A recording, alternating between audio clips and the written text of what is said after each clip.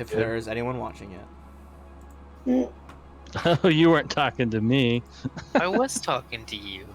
He said we're just gonna talk for a bit. Why can't I talk to my friends, quote unquote?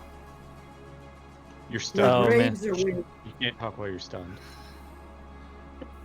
That's true. First off, I'm paralyzed, not stunned.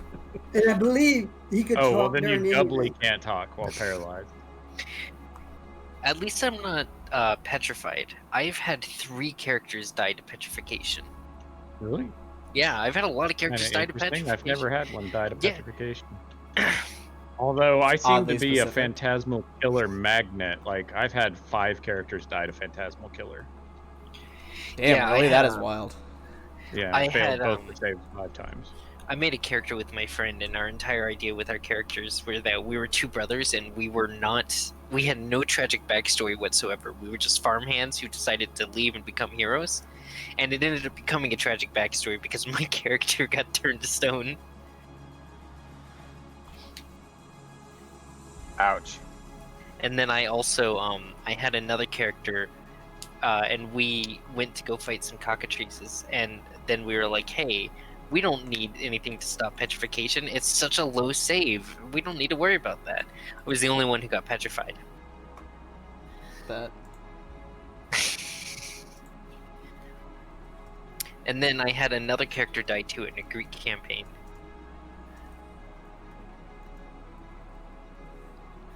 Holy crap, Phantasmal Killer, you can die. Yeah, you just Like, straight up die, bro. Yep, I've had it happen 5 It's times. how is that possible? It's 2 saves. Yep. Right. I don't have good luck with saves, man. Jesus. All right. That's why they call them save or die. I 4 times in 1st edition and 1 time in 2nd edition. Like, that's... It jumped editions, and I still get killed by that spell. That is too many. All right. Loading that soundboard back in for now. That'll be ready in a sec. Yeah, my deaths to petrification have occurred over 5th edition and also Pathfinder 1E and a fan-made Pathfinder game. Fuck yeah. So there's just something about me and getting stoned, man. Yeah, they got you. Har, har, har, har, har.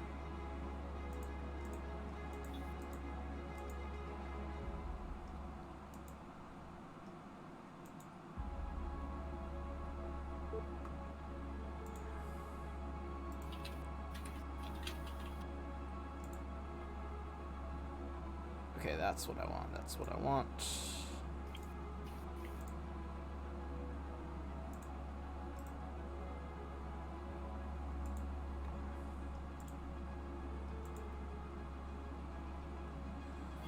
Oh man, this is gonna be a whole thing. It's gonna be a whole thing, guys. Alright, you guys fought that sweet table. That happened. Yeah, I don't know how you're going to do it, because you have 2 things going on simultaneously, and one could easily affect the other. What do you mean? Alright, so we're gonna try that new thing that Crenshaw was talking about. I'm gonna drag... Alright, so Sin and Dakin are below ground. So I'm gonna drag Yes. you guys into the cathedral. Now I'm gonna drag everybody else. Should be able to see the temple grounds where you left off last time. Nope. You've still... Yeah, okay, now I do. I was dragging them as I explained that. Alright, so... Other 3, can you guys still see the temple grounds?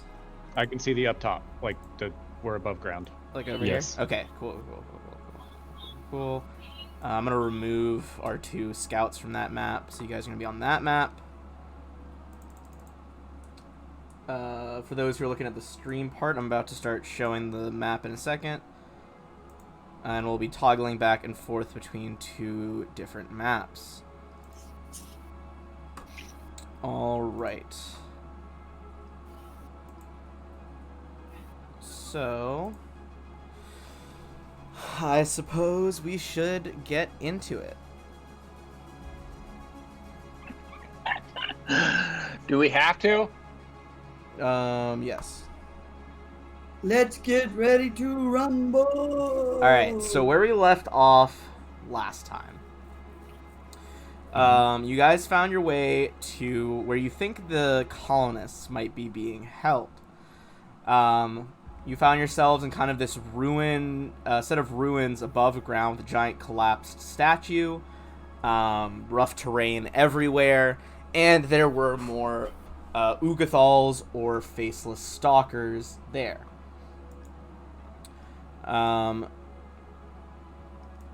So I'm just gonna test them really quick. Are our two underground friends? Are you guys underground still? Yeah. Yep. Okay, cool. Just figuring out how to toggle the maps for the stream side of things. All right.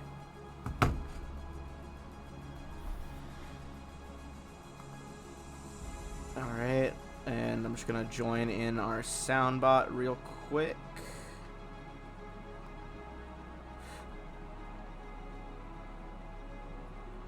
Let's try a fireball.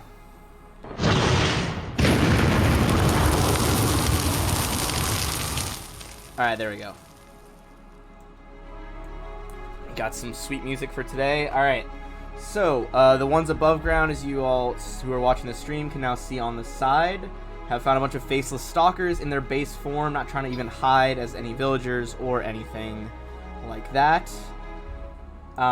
Two of our party decided to scout ahead, going underground. That, of course, would be Dakin and Sin, who have since encountered a terrifying underground beast. Now, this thing, which is... Give me 1 second. Known as a Distrachin, let out a sonic pulse that largely affected Dakin, almost affected Sin as well, but Dakin is currently stunned, unable to take any actions. And luckily, due to the loudness of that sonic pulse, the roar, Crenshaw outside with the others managed to hear and knows that you all are in trouble. Yeah, and at that point, I signaled to them and told Alorian that we were going in. And Correct. That was where we left off. All right, so we are going to go straight into initiative here. As round by round, each round, of course, out of combat is about 6 seconds total. Those are for sure going to matter time-wise. So I have a clear turn order now. Can you guys roll into turn order across the two maps? Is what we're about to find out. Yes, but we can't see anything on another map in turn order, but you can see both of them. Yes, that's right. That's fine. We can make do with that. Are we supposed to see both maps? Nope. No, you're just going to Only see the the map one that you're you're on. on. I'll just Okay. be the keeper of initiative and know what exactly is happening. Okay, cool. I just wanted to make sure I was doing it. All right. So got to get out some reference books right here.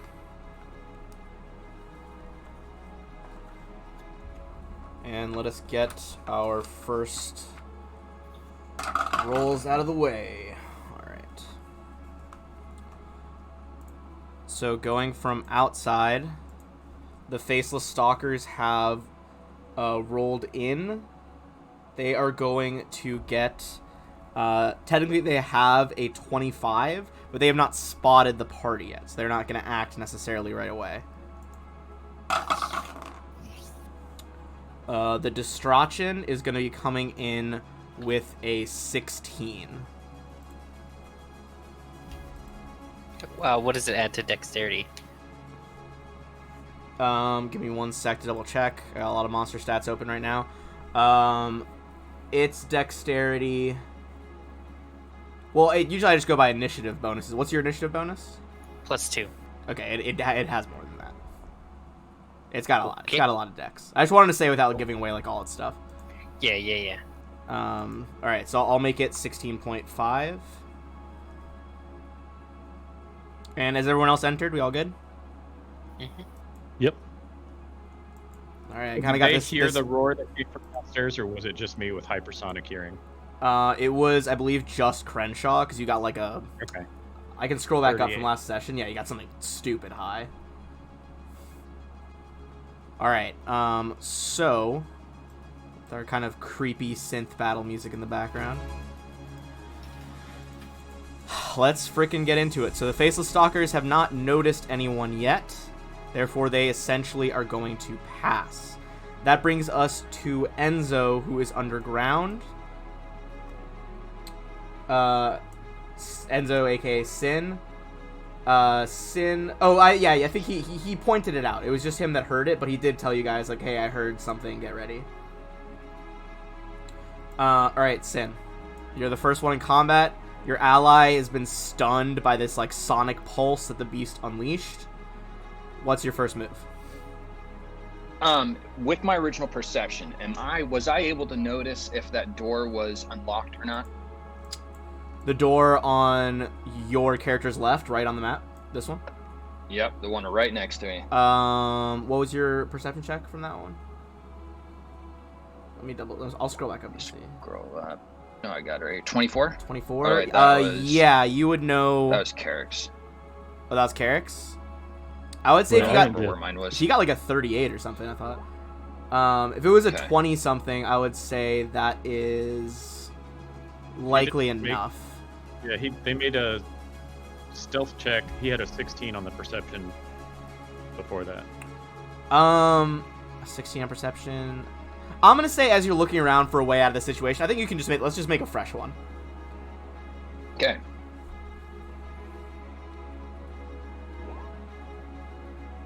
I have so many tabs open for this battle. We'll say 17 is, yeah, that'll do. You know the door on your character's left is unlocked. I am going to make the heroic decision of grabbing my petrified partner and shoving him through the door and trying to shut it behind him. Okay, that is going to be a reposition check, which is it's a combat maneuver. But he is... It's going to be easier, of course, because he is stunned right now. Right. Paralyzed. No, I'm just stunned. Just stunned. Oh, okay. Thank God not paralyzed, because most paralysis lasts for like a D4 of rounds. This one does too, right? But I just... Oh, yeah, you just got lucky. Yeah. You got one round, yeah. Sure, that was lucky. Yeah. Yeah, so give me a combat roll, or combat maneuver check. Can you get a +4 to it, because I'm stunned? Mm-hmm. That's going to be a 23. Is that better than your CMD? Yeah. Okay. Without even the bonus, it was better. Hell yeah. Okay, so you grab him, stuff him through this door over here. With Mr. Cogsworth.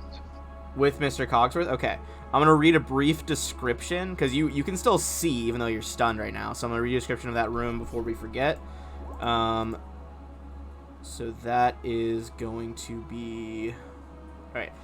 Finely crafted but time-worn marble furniture adorns this spacious office.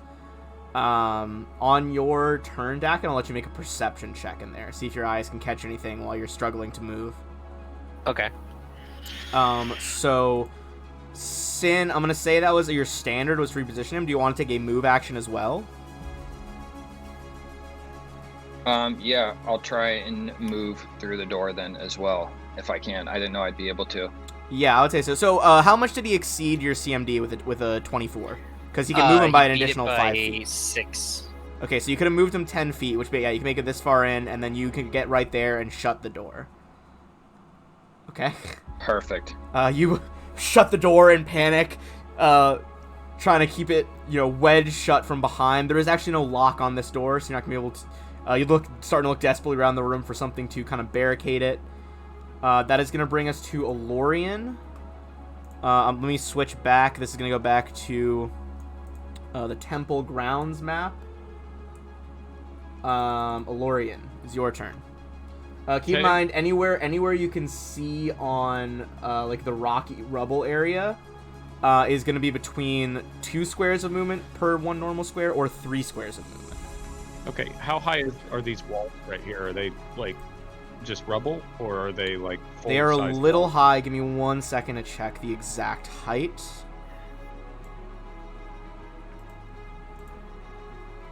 I have like multiple duplicates of the same PDF. Okay, so those walls, they are a little bit rubble-like, but they are partially collapsed. So each wall is 15 feet high, but they are jagged, meaning they are not, impossible to climb. There's a lot of handholds and stuff. Okay. We couldn't see like this guy. He's behind one of the walls, or we can see him through this hole in the wall. We're gonna say you could just spot them where they're at, just for ease of play right now.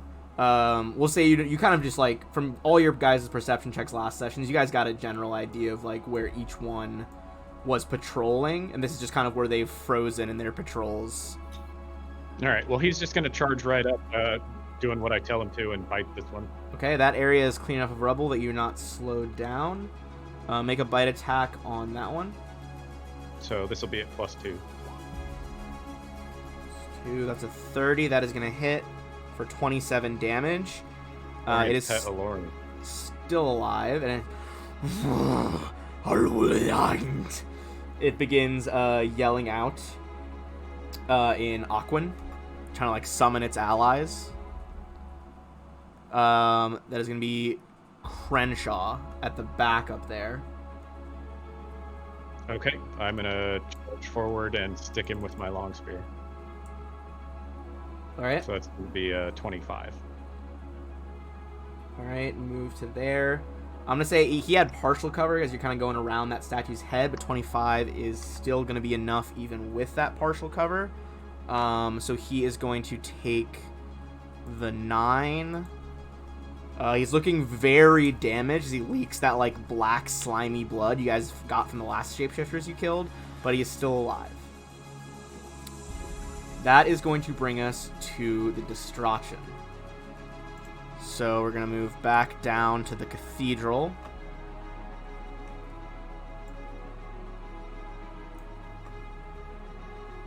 As the beast runs up on the other side of the door. Okay.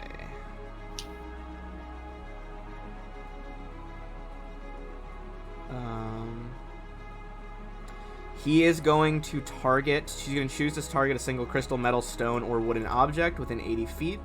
In that case, that is this door. Oof. And you hear another like kind of like a going past the range of human hearing, this like ultrasonic pitch. And we're going to see whether or not the door just shatters. I'll tell you right now that door, it's temple room C2. That door is going to have, it doesn't say for that room. Give me 1 second to double check the materials. 8 HP for Why thickness. do you draw this out? Okay, so that is going to be substance. It's going to be wooden, hardness 5, 10 per inches of thickness. It's a 3-inch thick door. That's 30 hit points. All right, so essentially it's going to have to get over. It is essentially magical damage, so it's going to just have to get over 30 damage to shatter the door enough to remove it as an obstacle between you guys. So I'm going to just roll this publicly so you guys can see. That is a 27. As flakes and like shards, shrapnel, splinters just blow back out of the door, kind of peppering your back, San, as you like duck and cover your head. And you can see through several holes as the door barely holds that this beast is like pacing back and forth, not looking because it doesn't have any eyes, but like cocking its head to the side as it listens for its prey. That is going to be the beast's full turn. So on your map, Rain, I'll go back over there in a second, but it's all the way at the bottom, the leftmost staircase. Oh, okay, cool. Dakin, you are stunned this round. I'll let you make a perception check on this room, though. Okay. This Now, is, this is again, like, l- the finely appointed room with, like, marble furniture and stuff. This is like literally the scariest thing, dude. Just imagine being trapped inside a room as fucking this monster basically doing the "Here's Johnny" on the other side. Oh, yeah, you basically, like, splinters and wood, like, showered your body, and you couldn't even, like, raise a hand to, like, block your eyes. You're just like... Alright. You can see that under, a marble bench back here, the back of the room, there is a metal strong box. Seemingly untouched by time, not even rust. Okay. So you That's my spotted turn, that though. hidden box. That is going to be your turn. On your next turn, you will not be stunned anymore. Yay. That is going to be Carrick, the Kraken Caller. Let's go back up to the temple grounds. You're up by the wall, sneaking around over here. What do you want to do? Can I just say you're handling this combat really well? Thank you. I've been like planning it out in my head all day at work. I was like, all right, I'll have this like ready in this window, and like I'll put this on the other screen. Yeah, you're doing pretty great, man. Thank you. This is exciting, to be honest, and it's gonna get more exciting, shall we say? All right. While Carrick's kind of back here, out of sight, he's gonna cast Cat's Grace on himself. All right, you managed to pull off this enhancement spell, temporarily giving yourself the gracefulness of a cat as your dexterity is magically amplified. And I'll move over here.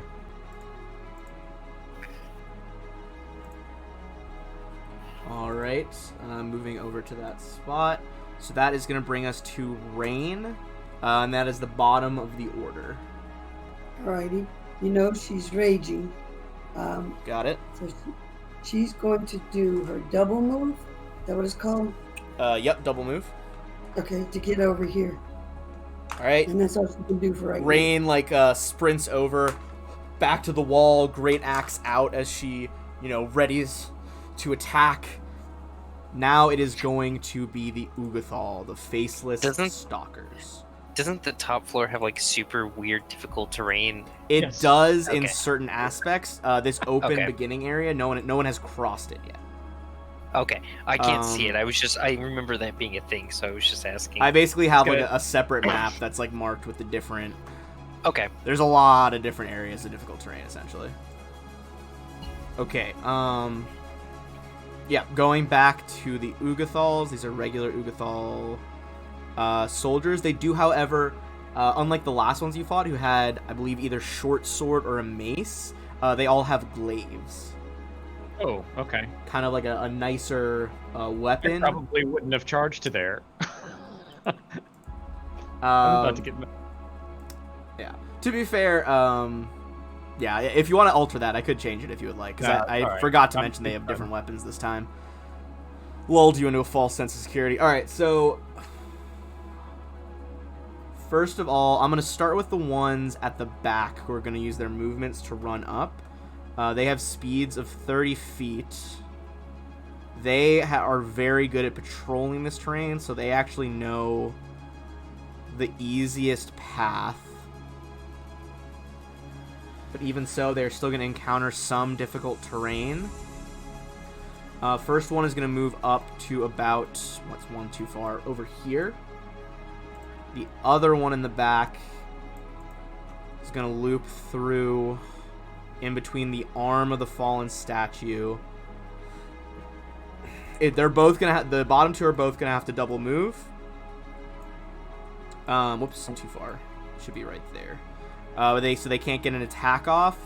The other ones, one is going to move up here to the left of Rain with less than one full movement, so he is going to make an attack with the glaive. Rain, what is your AC while you're raging right now? 16. Alright, that is going to be 8 damage. And now the one that is the most grievously injured Lorien definitely fucked it up way harder than Crenshaw did, so he's going to try to swing on a Lorien. Lorien charged last round. His AC is 2 lower, so that makes it a 28. 28. With that charge, he is going to hit then. Okay. Lorien is going to take 9 damage to Lorien.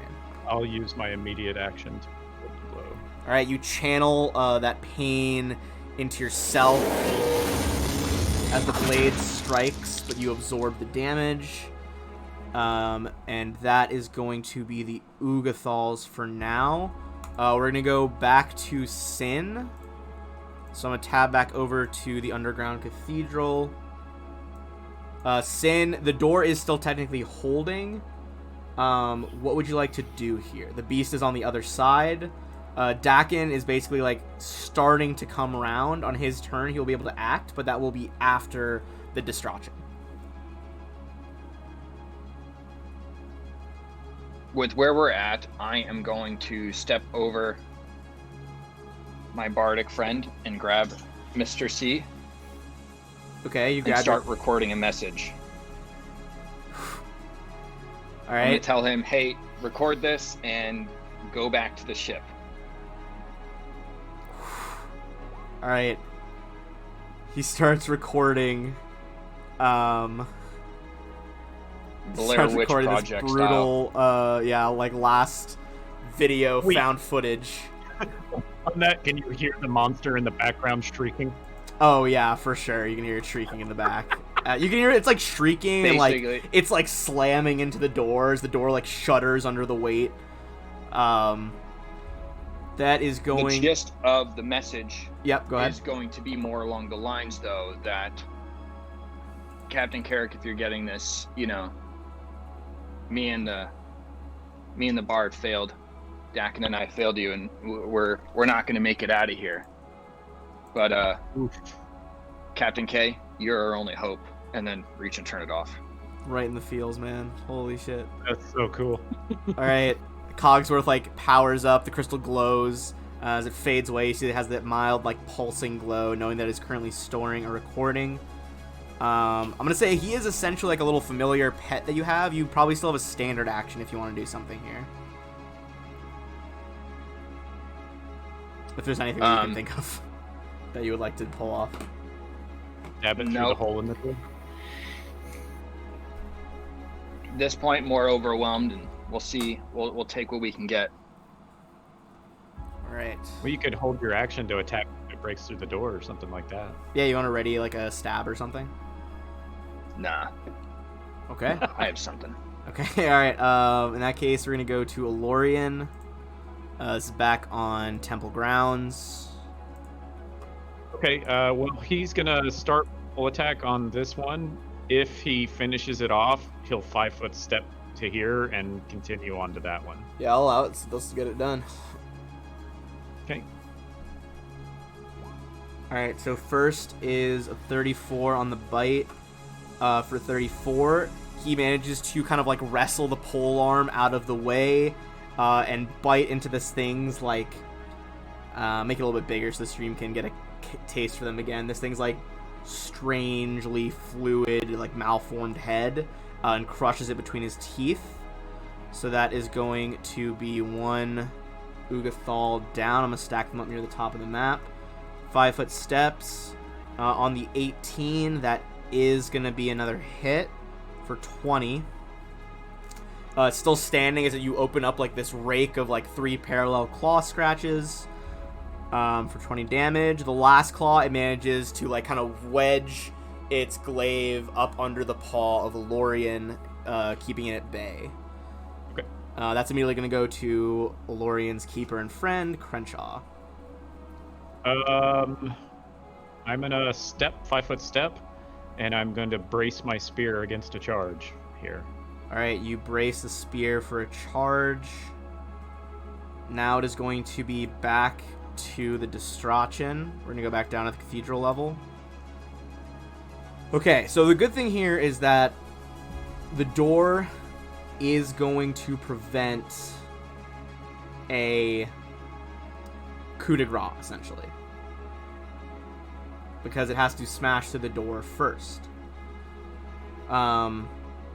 It is going to use its first attack to do a claw attack on the door and try to smash through its remaining health. It succeeds. You guys see its like strange reptilian, also like eel-like claws rip through the door, shattering the remains of it. But it's actually in a bit of a predicament now. It can't 5-foot step to get in there because it would need to squeeze as it is large-sized. So it is going to squeeze, which is going to lower its AC, but essentially you see its maw and paws begin to lower over Dakin. But luckily for Dakin, that small space is going to prevent it from getting the rest of its full attack off. Dakin, it's like a sleep paralysis nightmare. Yep. Here, I'm posting something in the chat. There you go. Dakin, you come to prone on the ground in between this thing's like front paws, its strange eyeless like lamprey mouth over you. You know there's a chest back there, and you know there is death on top of you. Yep. What's your move here?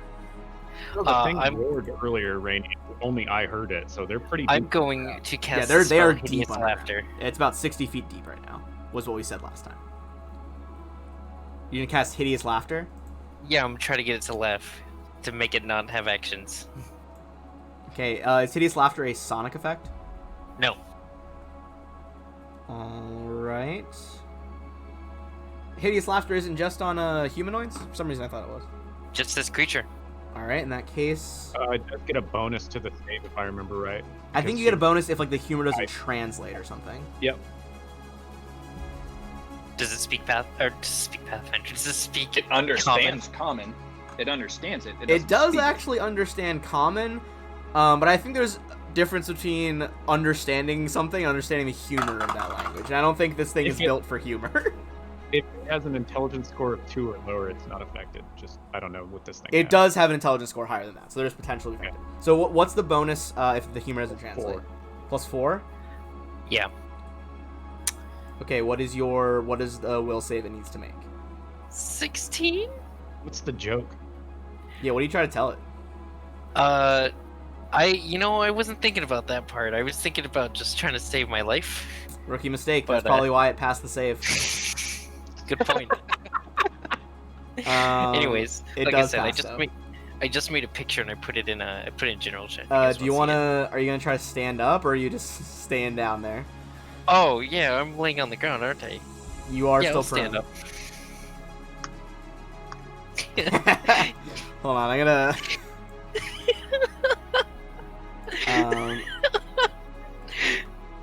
I'm just dragging that onto the stream window really quick.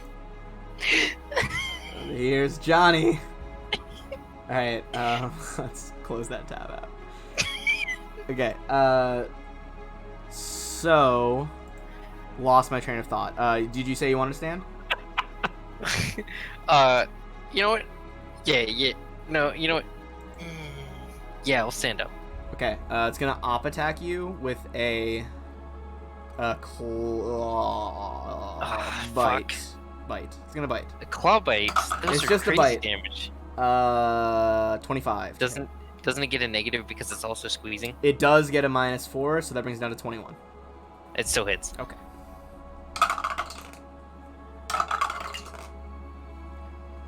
You're gonna take 9 damage. Okay.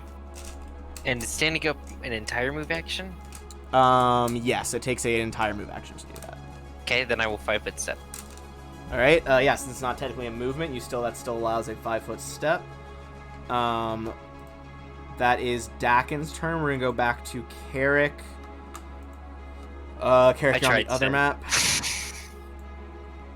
It was a valiant effort. Carrick still has his one single 15-foot long tentacle going on right now. And he's going to 5-foot step up here and try this dirty trick I've tried a million times and have never actually got it to successfully work, but things are going to be different today. All right, go for it. Nice, 30. I think that might have been different today. Yeah. Go, Captain. Go, Captain. Go. Go, Captain. All right, go, your Captain, tentacle go. wraps around him and fully entangles this thing's legs and its arms. It's trying to like push against this like dark water tentacle, and it just can't do it. So it now has the entangled condition. Get it, Rain. All right, that is bring us to Rain. If I think that hit works it, AC. if I hit it, will it it does. mess it up? It will not mess up his entangle. Okay, and it won't cut him at any. It won't hurt Carrot. If I hit I it. don't think you get hurt if your tentacles get cut anyway, do you? I don't think so. There's nothing that I've read that says that, and generally, like the theme of these things is that they just grow back and I feel like they're all this. they're fine. Okay, I just wanted to make sure before I hit him with the axe. All right. I'm gonna hit him with the great axe. Not the time to pull your punches. Go. All right, go ahead for your roll. I And, hit it. I'm just waiting now. Unroll 20 still. Entangled, it is There. -2 on its attack rolls, -4 penalty to dexterity as well. Okay. Okay, so you could 5 5-foot step. You'd have to 5-foot step in closer. That is going to be an op attack. You don't provoke from 5 foot. Oh yeah, because he's 5-foot stepping. What am I talking about? You're absolutely correct. Right. So yeah, you can 5-foot step to either of those squares. Then it's gonna be the 2 attacks. First one is gonna hit. Second one is not gonna be a hit as the axe bites deep into the side of this thing's ribs, dealing 25 damage. It is still standing, however. Does it take a negative because it's grappled? Grappled with entangled. Entangled? It's entangled, which is different. But yeah, Okay. I was accounting for that for its AC. But even so, the nat 1, it manages to yeah, get that its was glaive wedged in between your axe and it. All right, that is gonna be back to these guys. This is round 2. All right. And it's 5 step while entangled. I don't see. I don't believe it can. It's also in a section of difficult terrain right now, so it couldn't anyway. Oh, okay. I'm gonna double check to see if they have the thing where they can choke up. God, I hope not.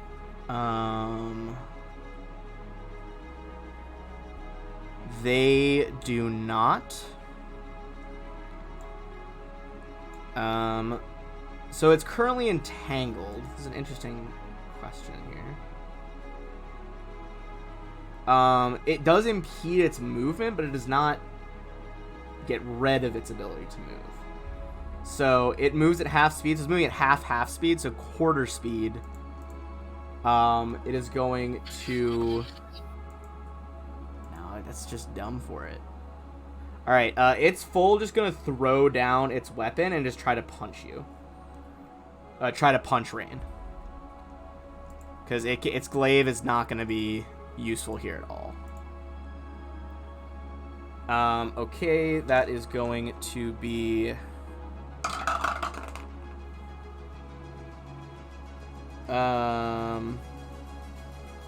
does a 13 hit Rain while raging? No. Okay, then that is going to fail. Next, we're going to move on to the other ones.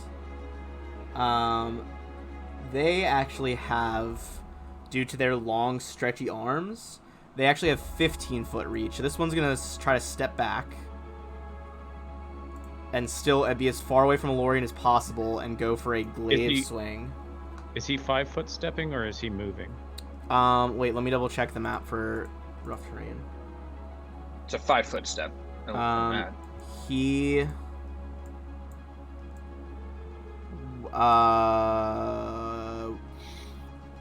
would not be able to 5-foot step. It'll provoke.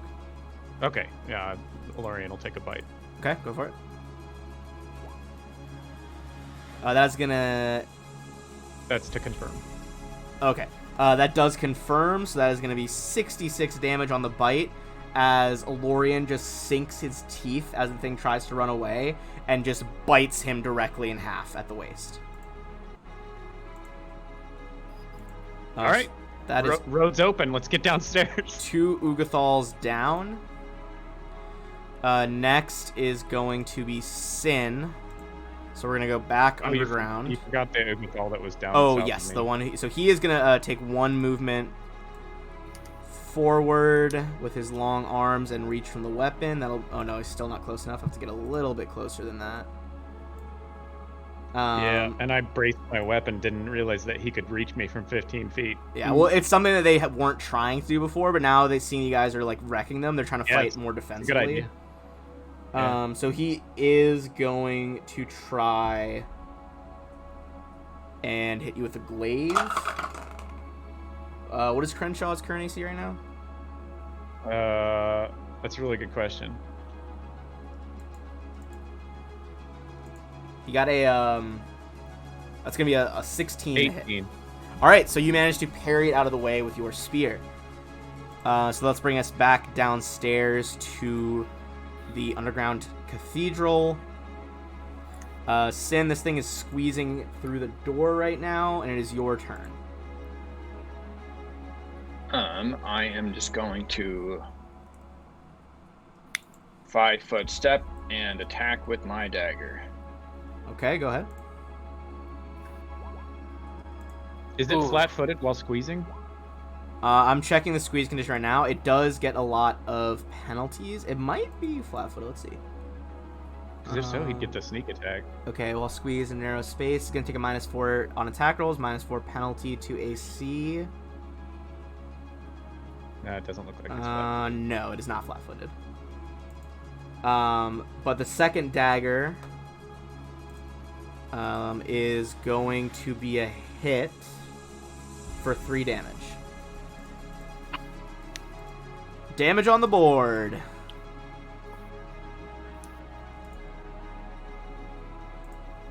All right. Alorian, back to top map. I tell Alorian to wait until I move and to attack this one. Okay. And then I'm going to take a withdraw. Like, he'll delay until after me, and then I'm going to take a withdraw action. Okay, let me delay him. And move to there. And then... so right now you're entering difficult terrain right now, just so you know. Yeah, I accounted for the extra 5 feet. Okay, cool. And he's just going to, I guess, provoke an attack of opportunity as he climbs through there. Okay. I think that would be squeezing, because I think it's only a 1 square gap. So he's going to take a -4 to hit. Could he climb up on, like, either side of it? Onto the statue? Yeah. Yes, let me double check this. There are specific rules for the statue as well. Cool. Alright, so... I'll have him do that then. If he can, he'll climb up to here. Still provoke. He would have to make a climb check to kind of climb over this, like, corroded copper material. But he is able to it is possible. Okay. Yeah, he's got climb. That's a success. He, like, digs his claws into, like, this, like, old bronze statue, gets on top of it. Wouldn't have been hit by an op attack anyway there, so he can go ahead and make an attack.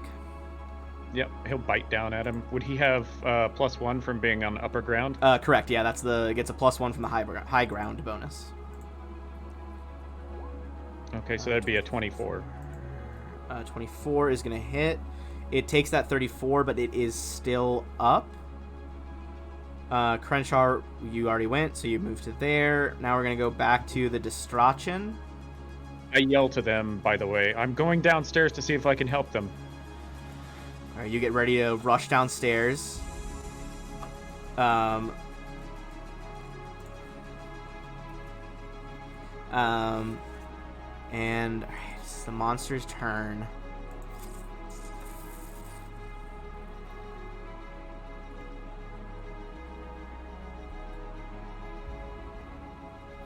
All right. It is going to, instead of a cone, you see the, like, It has these like strange, almost like gill-like organs around its ears. They flare up in front of you guys. You hear that high-pitched hum again, and it's going to release, instead of a cone, a 30-foot burst centered on itself of sonics. I need both of you guys to make a fortitude save. Not you, Dakin. Just the guys downstairs. Dakin is downstairs. Oh. I thought Dakin was up here with us. No. No. No. All right. Stunned again? Sin got the exact DC he needed. So he is not stunned. Oh. Awesome. Dakin, you are stunned. And you are also deafened for 4 rounds, which is going to make casting hard. Does the stun only last 1 round, or is it also... The stun is actually it's only 1 round ever.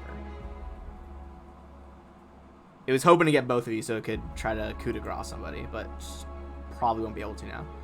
I mean, it still can. It just has to take an attack of opportunity. Yeah, we shall see what happens there. Dakin is stunned, so we're going to move straight to Carrick. Okay, Carrick is going to 5-foot step while maintaining the entangle. Do I have to roll another combat maneuver or anything for that? It stays until he spends a standard action to get rid of it. Yeah. Okay. Well, in that case, I'm going to use my hands to use my Orca-tip spear and try to jab him with it. You like stride forward as the tentacles kind of like arcing over your back, wrapping around him, and just like wedge the spear between his ribs for 8 damage. This one is like gushing that black oily blood right now, and it is very close to death. Does Orca Tip do anything special, or is that just flavor? It's just flavor. It's just okay. That's what those Grindylows you guys fought at the beginning. They like made an enchanted one out of like an orca whale that they like took the tooth from. Rain, your turn. All right, so she'll and swing this great axe like she's one of the Braves beating them Dodgers. All right, go for the roll. I did. For some reason, we gotta wait for it now. Yeah, there's something wrong with her macro that makes it take a really long time to process. We can figure it out. We'll be able to figure it out. The top one is gonna hit. The bottom one is also gonna hit because of the entangled condition. And with those 2 cleaving hits, this one is also dispatched. Okay. All right. This is going to be... This is round 3. Yep, round 3. All right, this one down here is going to try and stab at Alorian. Just taking a stand. It's going to be a 26. I don't believe that'll do it. Nope. All right. Doesn't get through Alorian's both magical and natural protections. Let's go back to Sin underground. In the cathedral, Sin, what would you like to do? Man, I'm so torn right now. So torn.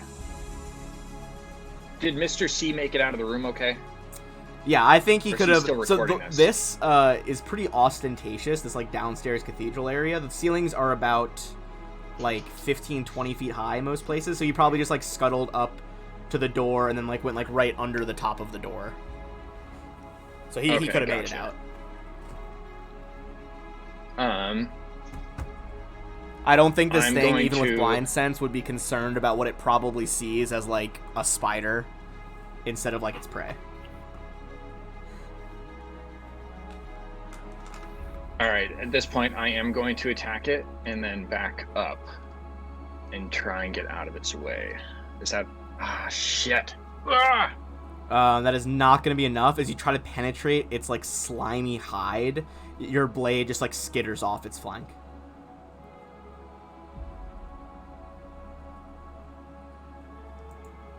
5-foot step. All right, this is going to be Crenshaw. Okay, so that's 10 feet, 15, 25, 30. Once you get to, yeah, okay, that's, from there, you're going to have an open run of non-difficult terrain until you get to this square right here, even with that gap. Oh, okay, then I'll move to here, because then I wouldn't be able to move into that one with one more movement. Gotcha. Okay, so you make it and there. I'll say, Lorian, finish him off, and then come find me down here. All right. Lorian growls in response. Go ahead and go for those attacks on Lorian, or with Lorian, sorry. Oh. It doesn't confirm, it looks like. It doesn't confirm, but with all that damage, that is going to be enough to shred the remaining Ugathal up here. So that is 4 dead Ugathals. And then he'll 5-foot step if he can. I don't know. He can't 5-foot step up there. The top of the statue is also difficult terrain. Let me check to see if it is... It's not like the super difficult terrain. It's just regular difficult terrain, 2 for 1. Okay. Yeah. Okay. That is going to be the Distrachan.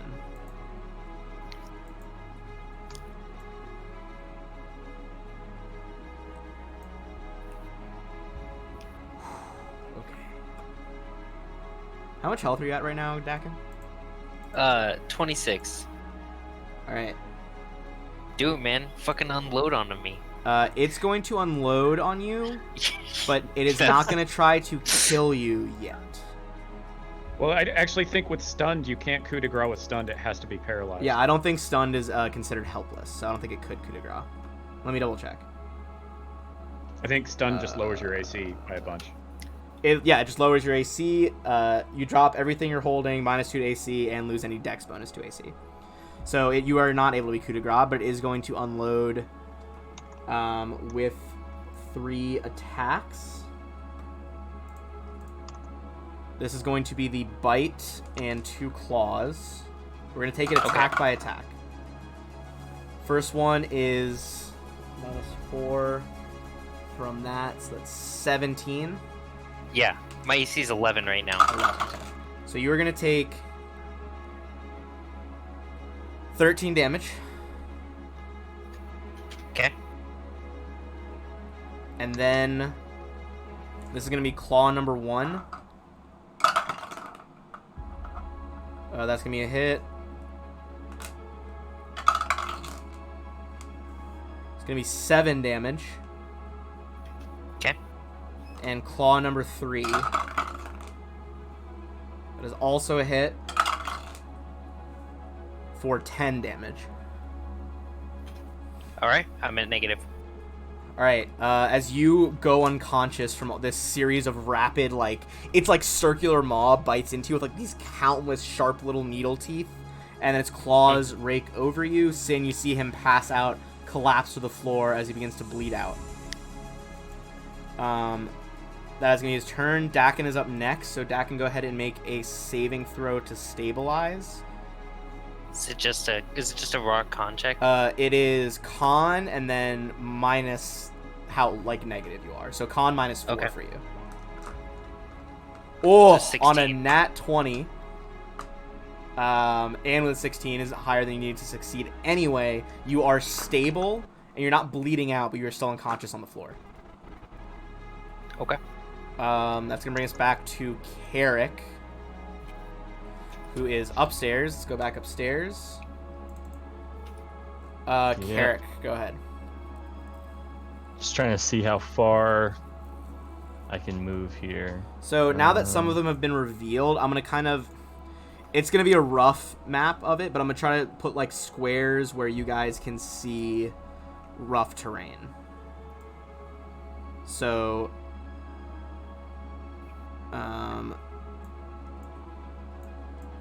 up to here is all those squares are regular terrible terrain.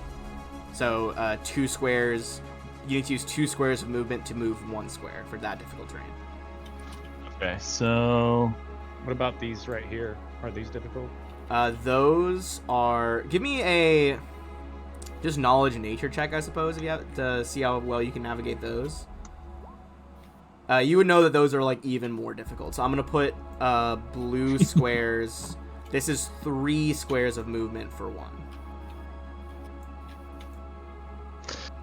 Okay, and what is it like if you were to climb up on top of the whole statue top is regular difficult terrain, 2 for 1. Okay. Well then, 1, 2, 3, 4, 5, 6. Oh, I think I'll be able to move. Oh, I need the regular mouse to move. Let me see. Sorry. 1, Sorry. 2, 3. You're good. This 4, is 5, some complex math. 6, 7, 8, 9, 10, 11.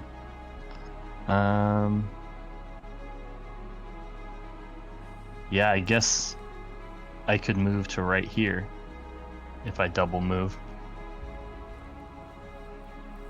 All right. So that's what I'm gonna do is double move to there. All right. You start double moving through there. Rain, this is your turn. She's gonna try to double move also. Okay. To try to get. So I'm thinking she just follows his footsteps. Okay, so You have full 30 foot, right? yeah, she has 30 foot. Yeah.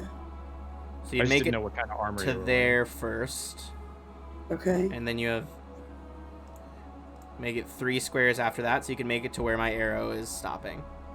Okay. Right here. Correct. Okay. That's her turn. All right, that is the Ugathals.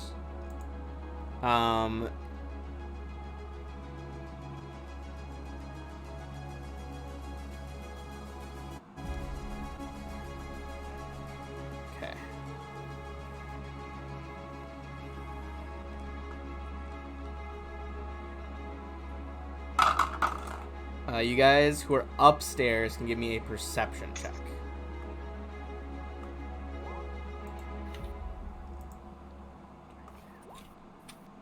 (22, 28). Dang.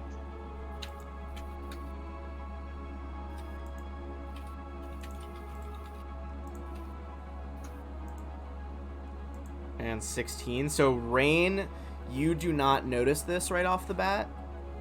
However, the other 2 of you notice climbing over the walls and over the statue, more Ugathals have appeared. These ones are all wielding. They each have like a hemp basket strung over their backs with a bunch of javelins. Oh man. Oh man. There are 4 of them.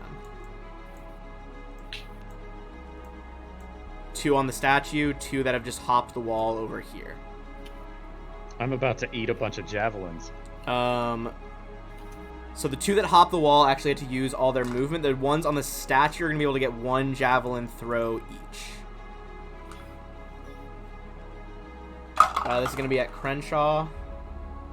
What's your AC right now again, Crenshaw? You guys saw them, so you're not considered flat-footed. They did not succeed on their stealth check. Stealth check.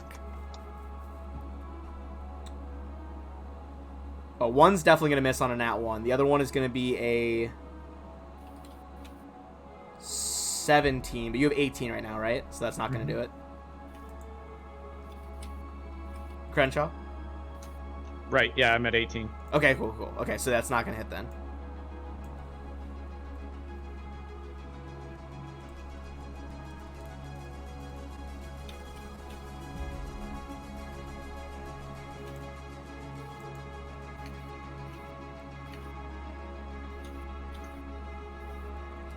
All right.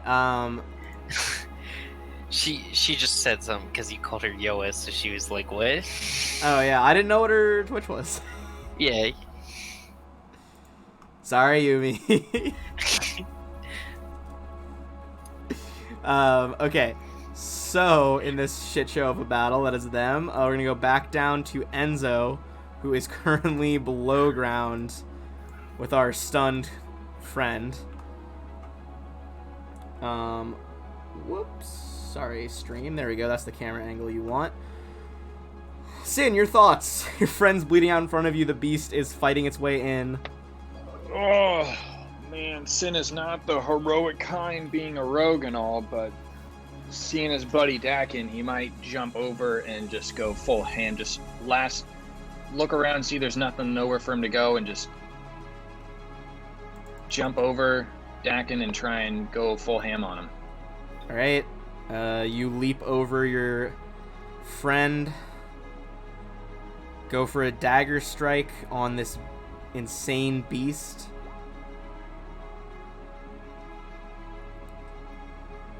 I don't that's gonna provoke, be, do I? No, not from that angle. You wouldn't provoke because he's like in the wall right now, basically, or he's like that. It doesn't line up because you went that way and he's like you have cover from the wall. Okay, so 19 is gonna hit. That's gonna be another 6 damage as you sink your dagger into kind of like the folds of his lamprey mouth. That's gonna bring us back to Crenshaw. Crenshaw, you all of a sudden find yourself in the midst of this ambush of Ugathal faceless stalkers wielding javelins. Mm-hmm. What kind of terrain is this? Is this blue or red?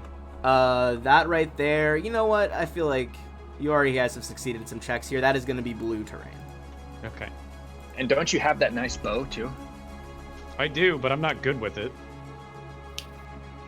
All I'm good at is giving orders to a dinosaur.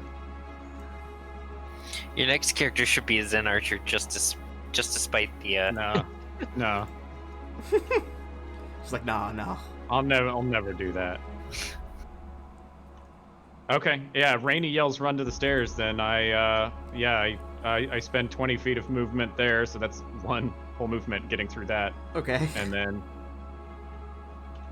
And then there, and that's my turn. All right, you start sprinting for the stairs.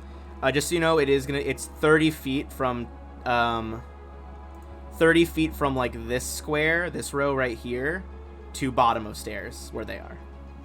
Yeah, 60 feet down. Okay. Or where you think we are. Right. Well, that's where you I'm don't hearing know the what thing side we shrieking went down. from. Yeah, that's where I'm hearing the thing shrieking from. Yeah, at this point you're so close, you can probably hear like these like, ultrasonic pulses that it just keeps releasing. That's gonna bring us to Alorian as well. How do you want Alorian to move? He's just gonna run along the top of the statue, so that's one full move. Okay. And that's a double move. All right. He starts like rough, man. kind of like slipping on like this like scree, green, greenish bronze that's just been like left to rot in the rain and sun for so long. That's gonna bring us back to the Distraction. Can't wait for someone in the stream to point out that I've been saying it wrong this whole time. I'm pretty sure that's what it is. It's pretty sure. Destruction. All right, so I just call it Destruction. it is gonna be a force of destruction. That is a fact. All right, it is going to let out another pulse. This time, its pulse is going to be from damage. You can make a reflex save as Sin. Dakin, this might just kill you. It probably will kill me. I got a good reflex, so I should be good. Really good reflex. Do you have All right. evasion? No, but You passed can't out. make the save if you're unconscious. Yeah, I You just take can't the make the damage. save. Sorry. Yeah, there you go. Nat Does- 20. Does Nat Sin 20. So Sin. Sin, you're a rogue, right? Do you have evasion? Or was that No. replaced by your other stuff? I think that was replaced by the Relic Raider. Let me double check real quick. Yeah, that might be worth double checking. Because basically what's gonna happen is it won't. Evasion doesn't reduce it. It'll prevent it from being non-lethal. Relic Raider still has it. It looks like. It replaces Uncanny Dodge. Yeah. Oh, okay. So you made the Dodged out save the way and it's already entirely. half damage, so could have been deadly for you. But as this last pulse, it just pulverizes Dakin's brain. Yeah, and I'm as just you look straight back, up dead. you see like blood kind of rolling out the corners of his eyes as Dakin the Bard leaves this plane of existence. Oh man, third character, here we go, buddy. Oh man, as soon as we did that on the song I'm listening to just said, "So this is goodbye." Alright, give me 1 second. Can we hear that? Can I make a perception check to hear that? So this is goodbye. To what? Hear his brains liquefy? No, hear the sonic pulse thing. Yeah, make another perception check. Yeah, you hear this like insane like thum. Let me get like a deep bassy note going. Echoing through the tunnels. Let's go ahead and give you access to a new character sheet. I know you already built your person, but so you can fill this in. Apologies, should have done this earlier. I'm going to wait a couple seconds because it all depends on if Sin dies or not. Alright. But I have both character sheets made on Mythweavers. Well, I'm just gonna add one like that is just linked to your person. I appreciate it. Man. Another And with character that, gone. one of our friends dies. Yeah, he might not be the last. Yeah. Alright. This is Dakin, do you have a god of choice? Nope. Dakin is a non-denominational, doesn't believe in religion, because religion is a joke. Do you think he would not want to be in an afterlife then? What's your alignment? Dakin's alignment is chaotic. Okay. Chaotic neutral? No, just chaos. So actually, I never wrote an alignment, but I always play chaotic neutral. yeah. So As as the bar, you it's safe to say Caden Kalian would help. find yourself on the spire, the center of the boneyard, Pharasma's realm. Well, no, I think... I'm sorry to interrupt you. I think No, go ahead. Dakin, while not being religious, would want to go as a bard, probably to somewhere... Not Valhalla, but you know what I'm saying? Like something like a land of heroes. Alright. Because that's the stories he likes to tell. So Gorham. So, give me 1 second to change what I was going to say. You find yourself being judged before Pharasma. She tells you, yeah. Dakin, you've Sorry. never been one to fit any mold, really. But while you might not think it, you have strove to do things that were for the good of the colony that you called home. If anywhere would fit a free spirit like you, it would be Elysium. Of course, you could always choose to rub it in the gods' faces one last time and merely become a gravestone beneath my castle, not beholden to anyone or any deity. She kind of shows you these like two portals, one green with like this flowing grasslands, and behind it you see these like sparkling blue lakes with islands in the center, you know, beautiful sailboats, cook fires blazing, bonfires, and the other you see the graveyard of the honored dead who have, for whatever reason, refused to take the gods into their lives in the crypts beneath Pharasma's domain. Dakin will turn to Pharasma and then he'll look at Elysium and he'll say, "Do they have ale in Elysium?" Not one to be amused by anything, really. It's just, they do. Then my mind is made up. One of her psychopomps, this time a woman bound in spider webs, offers you a hand to lead you through. He turns to Pharasma and he says, "Actually, can I ask you one last thing?" She inclines her head slowly. Can you tell my wife and kids that I wish they were real? Dude, you had to prank call hell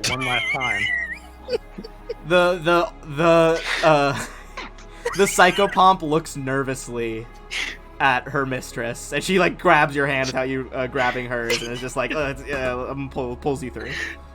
Okay. I thought you were going to say something nice about, hey, will you go protect my buddy's sin or something like that? Or, nah, bro. If he dies, bring him here so we can hang out together. But no. Not this bard. All right, and with that, we're going to remove Dakin from the initiative order. So How is that not something you thought about? What do you mean you didn't think about that? Okay, Carrick, we're back at the temple grounds, my guy. All right. Carrick is going to use his move action to grow his 15-foot tentacle back into himself by 10 feet while he grows 2 more 5-feet tentacles. Okay, and so then 3 5-foot tentacles, got it. 3 5-foot tentacles, and then he is going to cast the spell Plague Carrier on himself. What? The target's natural attack carries filth fever. You're going out in glory. Filth. Okay. Filth fever. Okay, I'm pulling up the stats for filth fever. And the save's gonna be higher than normal filth fever. 10 plus half your hit dice plus your con, so 18. Yep, 18. Okay. You cast the spell on yourself. Do you want to move at all? The move action was regrowing the tentacles. Right. Okay, so let's move to Rain in that case.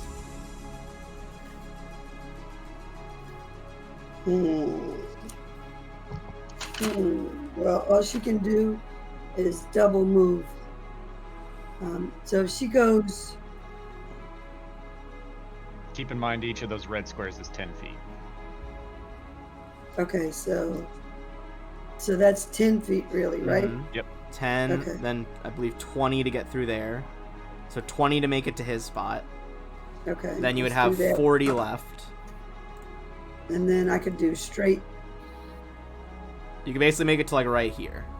Okay, that's what The she's first gonna square do. difficult terrain. She's gonna take off running, screaming. You try to like dig your boots deeply into this gravel and like all these, ruins around you to run forward to chase after Dakin. That is going to be the Urgathals. They each still have a couple of javelins left. So the 2 on the statue are going to hurl them at Crenshaw. The 2 who've hopped down over here are going to hurl them at Rain. Let's start with Crenshaw. Crenshaw, you managed to duck the first one. The second one is going to be a hit. They're javelins. Crenshaw, you're going to take 9 damage. As a javelin, lodges into your shoulder, and you pull it out, throw it to the ground, trying to get underground and avoid them. Rain. As the swift action. Yep. Can I do my elemental assault? I believe that only lasts 1 round. Yeah, it wouldn't actually do anything for you. What if he's going to throw something at me? Wouldn't it protect me for this round? No, it just adds damage. It doesn't protect you. Okay. I'm almost positive. I'll look it up, but I'm 90% sure it just adds a d6 of your chosen element to damage. Okay. All right, nat 1 on the first javelin on Rain as he throws it and it lodges into the statue behind your head. Second one is going to be an 18, so that's going to be a hit. Rain is going to take 8 damage as a javelin gets thrown into her. Okay. That is the Ugathal's full turn. We are back to Sin, making his stand below ground against the Distrachan.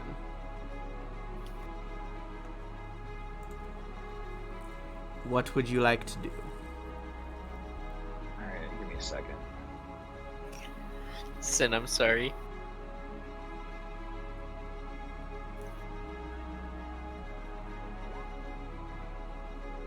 I love when someone can't decide. I just see the roll pop up for a decision.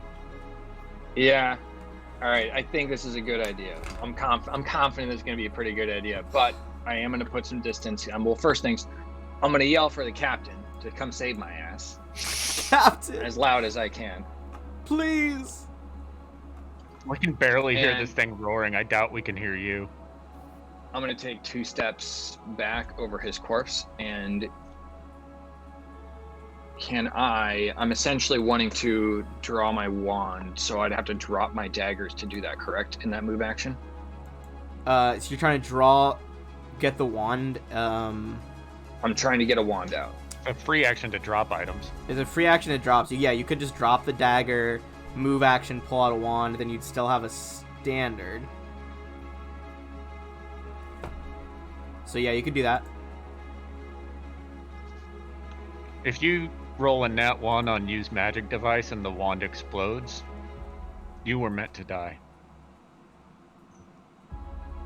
Damn. Actually, is it possible to move all the way back here? It is, but it's going to provoke. Put some distance between me. Let's do it because it's part of my plan. So let's try that. I think I can. Okay, so you're going to move to there. Been on point. All right, this is going to be a bite attack.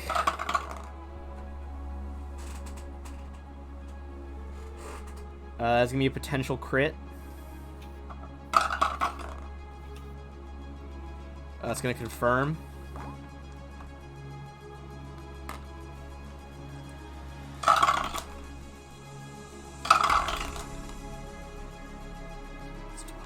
And then you're going to take 20 damage off the bite on the crit. As it just, again, opens its, like, weird round mouth and, like, wraps it around part of your chest.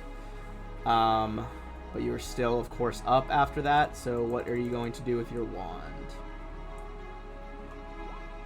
Boom! Which wand is it? I don't know. It should show there in a second. I clicked on it, so it should show up in a moment. Boom, boom, boom, boom. Come on, roll 20. Whatever, I'll just copy paste it. Roll 20 doesn't want to be nice.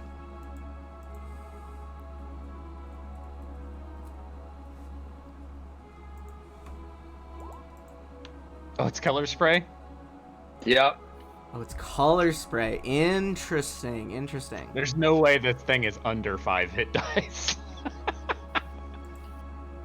Alright, so this is going to be 5 or more hit dice.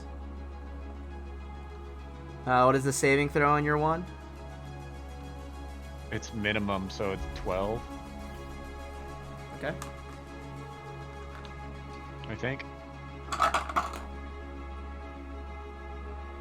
It is, well, I mean, I'm going to give you a chance to retract that if you would like. Do you have any idea why that might not work? I'm reading the bottom now, and I don't want to admit it. It's blind, and color spray doesn't work on blind things? Correct. Yeah. It has no eyes. It literally can't see this display of color.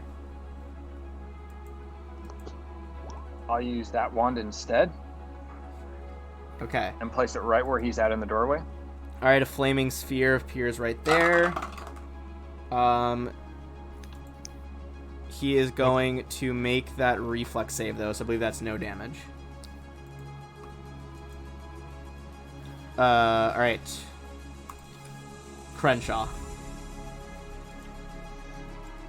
Well, I'm coming. Alright, where do we got Crenshaw? So Crenshaw... Hey, move me down onto their map. Okay, wait, hold on. So from there, you got 30 feet. How much movement do you have left? There's 5. You got 5 movement left? Okay. You're 1 square, I believe, away from being on their map. I'm just going to move your token to there. But assume there's 1 extra square. Yeah, but like when you make your first movement next time, just like add an extra square in. Okay. Alright, let's move... Well, leave me on here for right now because I've got to move a Lorian around. Okay, yeah, I won't move you to the other map yet. Okay, so let's do a Lorian really quick then. 15, 30. I don't know if this thing has reach with natural attacks or whatnot, but that would probably provoke. It does have reach. It's going to try to stab you with a javelin. They have 10-foot reach even without a 10-foot weapon. That's why they had 15 feet with the thing. It's not gonna penetrate the scales of a Lorian though. Okay, well he advances hungrily. All right. That's. I'm gonna move. Whoops. How do I switch you? There we go. All right, Crenshaw, you should be on the cathedral map. I am. Excellent. You're going to be on any of those 3 squares up there for you. Okay. Okay, so Crenshaw's made it downstairs. Lorian is at the other end of the statue. That's going to bring us to the distraction. So I'm going to bring our stream cam back underground. Crenshaw is now, of course, there. And, alright. It is going to move in because it's fucking tired of squeezing. Standing over Dakin's body. And as it moves forward, it's going to make 1 bite attack. That is going to be a 25 to hit.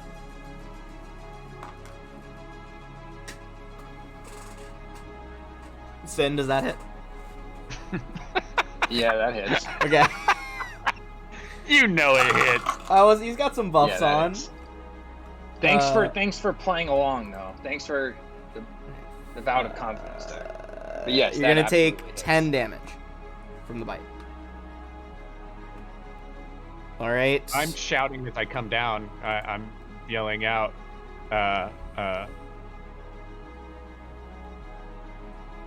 You guys down here? Talk. We're fighting it out. All right. Sweet Christmas. Okay, so that is going to be its turn. Let's bring us back to Carrick. Let's tab back up to the top map. Okay. Carrick is going to move to here, next to Rain, and fire one of his icicles at that.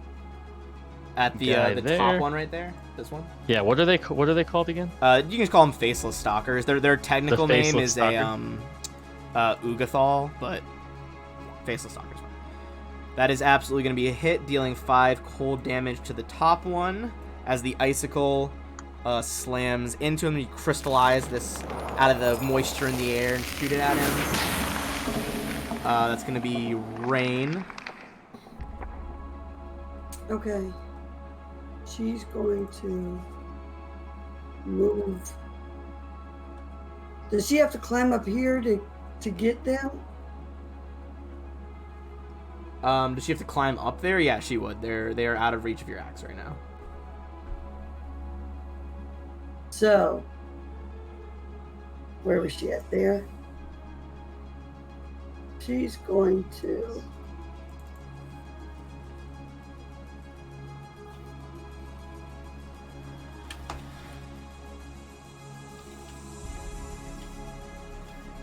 double move down there.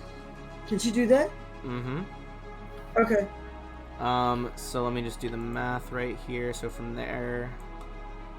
Hold on, you were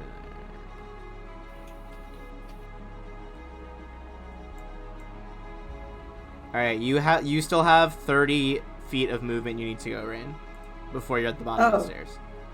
You can't do it this turn, but you're 30 feet away from the bottom of the stairs. Okay. Alright. Cool, that's what she'll do. It is now the Ugathals. As you guys are running downstairs, give me a perception check, because this might decide what you do here.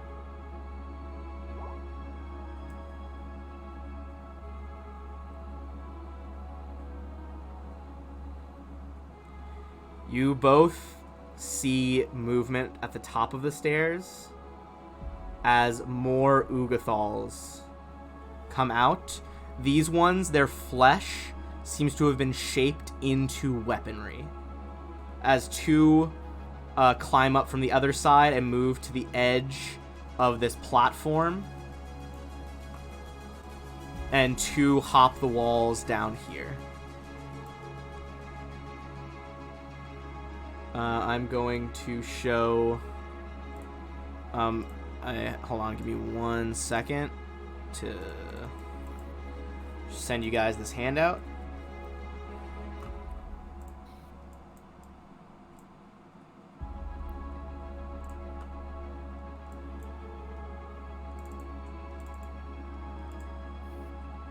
I didn't realize until I got down here that that room led just into a dead end. That's not lucky at all.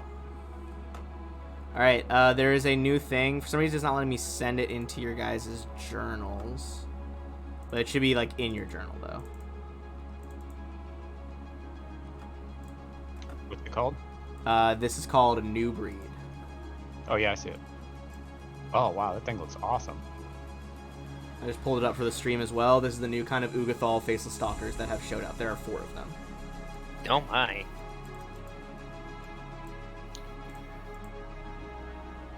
I realized I haven't been full screen this whole time for the stream. What a silly boy I am. Alright. Are any of them going to be able to get close enough for an attack, though? I can't see Elorian, so just let me know if I need to roll an attack of opportunity on it. No, you don't need to yet. One of them is going to start running down the stairs after you guys. The other one is going to move over here to block Carrick's way. The other 2 had to use all their movement already. Alright, so that is the Ugathal's turn. Now it is Sin. Let us go back below ground. Oh, it's not going as I planned at all. Yep. I thought I was pretty damn clever coming into this room thinking there'd be an exit. And also that the door would last longer. And then 2, I thought the wand of color spray was pretty flippin' cool. It was it would have been a good idea on anything else. Right. Yep. That's basically what this whole mistake is ending up as. Like, it was a great idea.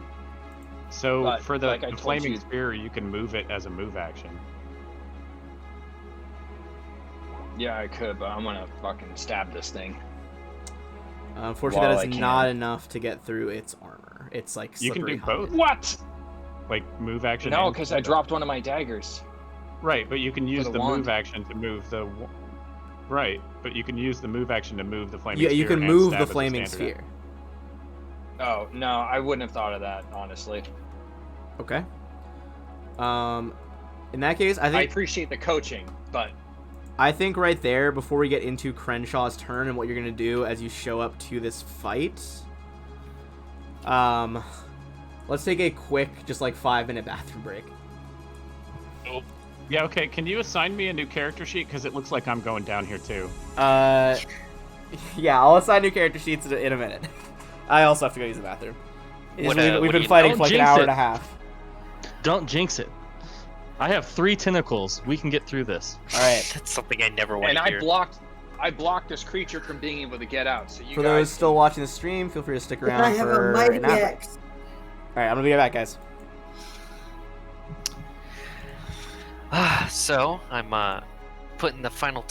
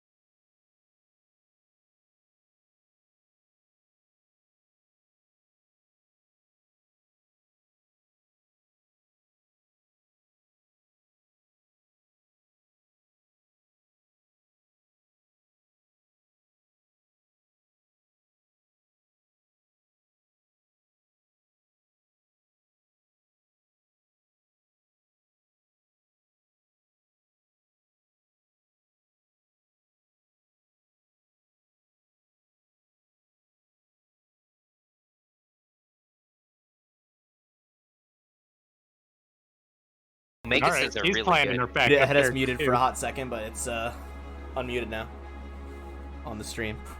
So the guys that blocked off the stairs, the new breed, are they between me and Rainey, or are they between Rainey and Captain Carrick? I gotta go back to that map. Hold on. There's When one. Rainey was near me, right? There are two up on the pedestal that the statue snapped off of. There's one about 15 feet in front of Carrick, and there's one chasing after the people who are going downstairs. Okay. Yeah, so we're cut off from them as well. I hate to say this, but Captain, you might not want to go down with the ship.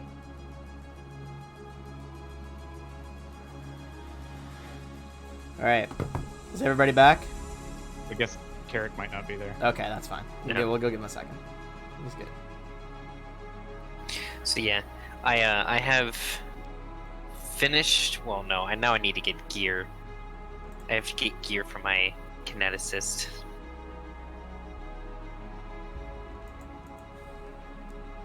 But 17,625. Okay. Yo, you guys are splitting the party up. I don't think you guys should do that.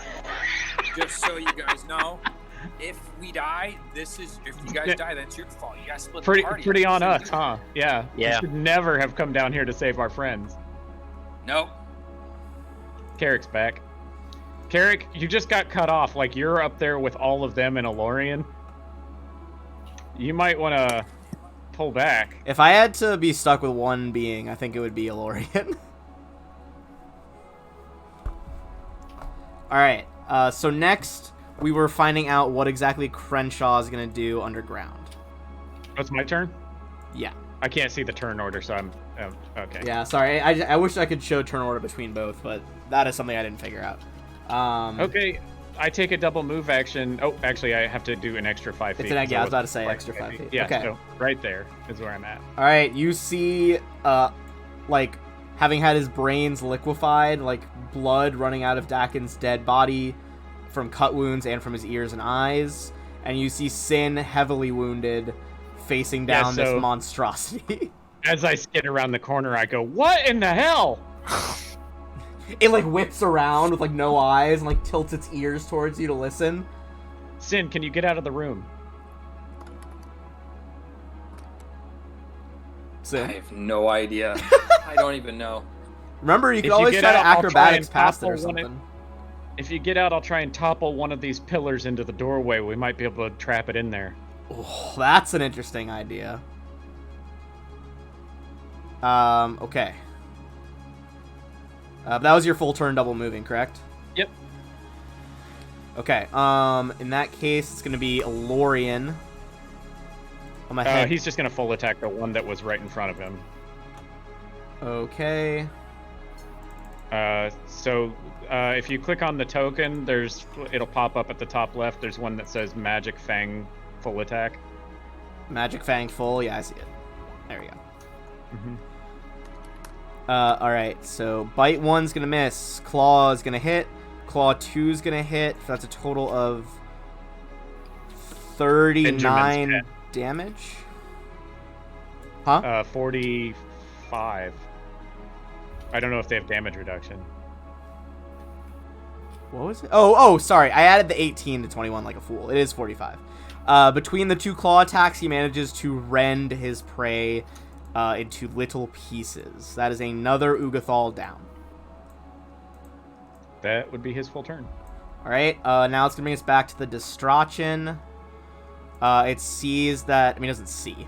It senses with its blind sense that it is being surrounded. It is going to let off another pulse of destructive harmonics. This is going to be the pain pulse rather than destruction one, so it's going to be the stun effect rather than the damage one. So both of you have to make a fortitude save, as it is a 30-foot pulse. It's going to hit both of you. Okay, 13 from Sin. And one for Crenshaw as well. I did. It's above Sin. Oh, my neck just cracked really good. Sin fails. Crenshaw makes it. Crenshaw, you are not stunned. Sin, you are stunned for 1 round, and you are deafened for 1 round. So you're... Is his health correct? Because I thought he took another hit. Did you take damage from the other bite as well, Sin? What other bite was it? Was it 10? Yeah, you took 10. I thought I typed it in. Yeah, because you took a 20 to bring you to 24. Yeah, then another 10, so you should be at 14. There we go. Okay. That was the beast. Let's bring us back to Carrick. Back on the temple grounds. Carrick is going to move to here, and he is going to use one 5-foot tentacle each on each one of these guys and try to entangle them and give them filth fever at the same time. Okay. Sorry, I had to refresh the stream camera really quick. Dirty tentacles all over them.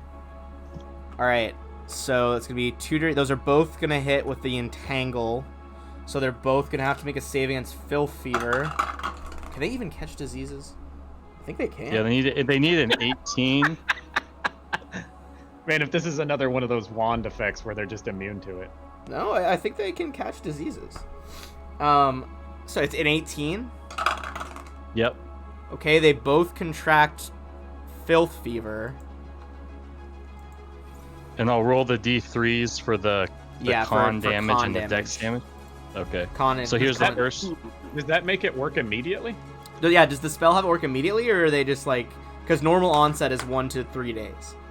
It doesn't say... Oh, yeah, it says the onset will be 1d3 days. So, I guess... In 1d3 days, they're going to take some con damage. Yeah, well, they are both diseased and entangled. So even the entangled part is helpful, though, because that's going to lower their AC and all that. So I'll roll the... Should I even bother rolling the con and dex damage? It's going to be important for our next party that comes back here. Yeah, let's see how the fight plays out. We'll see whether or not you need to roll it. Okay. That is going to be Rain. Okay. So you need to move another 30 feet, Rain, to get to the bottom of the stairs, and then you'll have another 30 feet after that. So I'm actually going to shift you to the next map. Okay.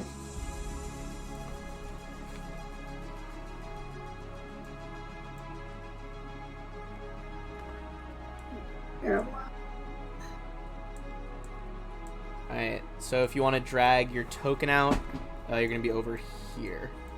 Okay. Oh, Jimmy's over here.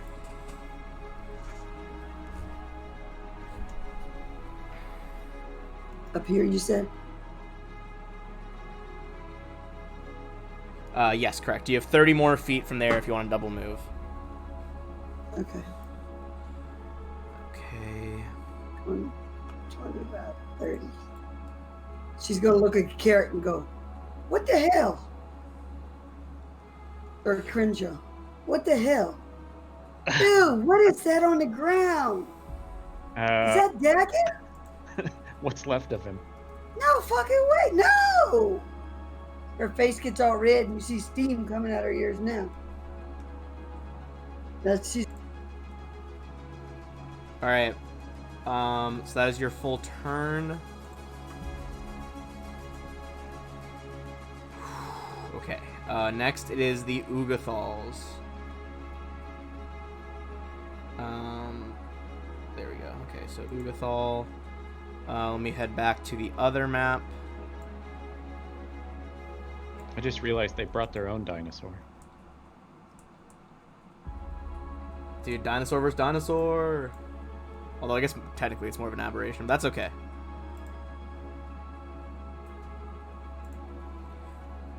Alright, so one of them is going to follow you guys down into the cathedral. By double moving, it is going to be about 10 feet behind Rain over here. That's all it can do this turn. Let's go back to the temple grounds and go through the other Ugathal's turn. So these guys are both going to try... they're both going to try and just hit you with their javelins short range, like stab you. What is Carrick's current AC? 20. With their entangled penalties, they both miss. Nice. One of the ones over here is going to move up behind you. One of the like different breed guys. He's a Ugathal mutilator, and he is going to hit you with his arm, which functions as a falchion. 24, so that's going to hit. Where'd my other dice go? By the way, I think I know why you can't see the initiative. Yeah, because I'm on the one up top. Yeah. Yeah. Oh, yeah. Alright, so you're going to take... Carrick is going to take 13 damage from the falchion. Okay. Next, the other two are going to just climb from the platform onto the statue and move up to a Lorien. Does that provoke? It will provoke on both of them. Do you have combat reflexes? He doesn't have combat reflexes. Okay, so then just the first one. Reflexes. Yeah. If you can click on the token and Magic Fang Bite. Alright. Magic Fang Bite. It's potential crit. Do that exactly again. The same thing. That might be it. I'm going to double check the mutilators don't have different AC. They do not. That is going to be a crit for over 60 damage on the lead mutilator. He is instantly has his head crushed and is out of the fight. Yeah, if you could just do that over and over, I'd be alright. Alright, the other one is going to get a falchion swing off on him, though. Let's see. That is a potential crit on the falchion. That is going to confirm on the falchion for Lorien. Okay, I'm just going to have to roll. This is too much math. I'm going to have to roll it. I'll just roll it publicly. You guys can see their bonus. That's fine.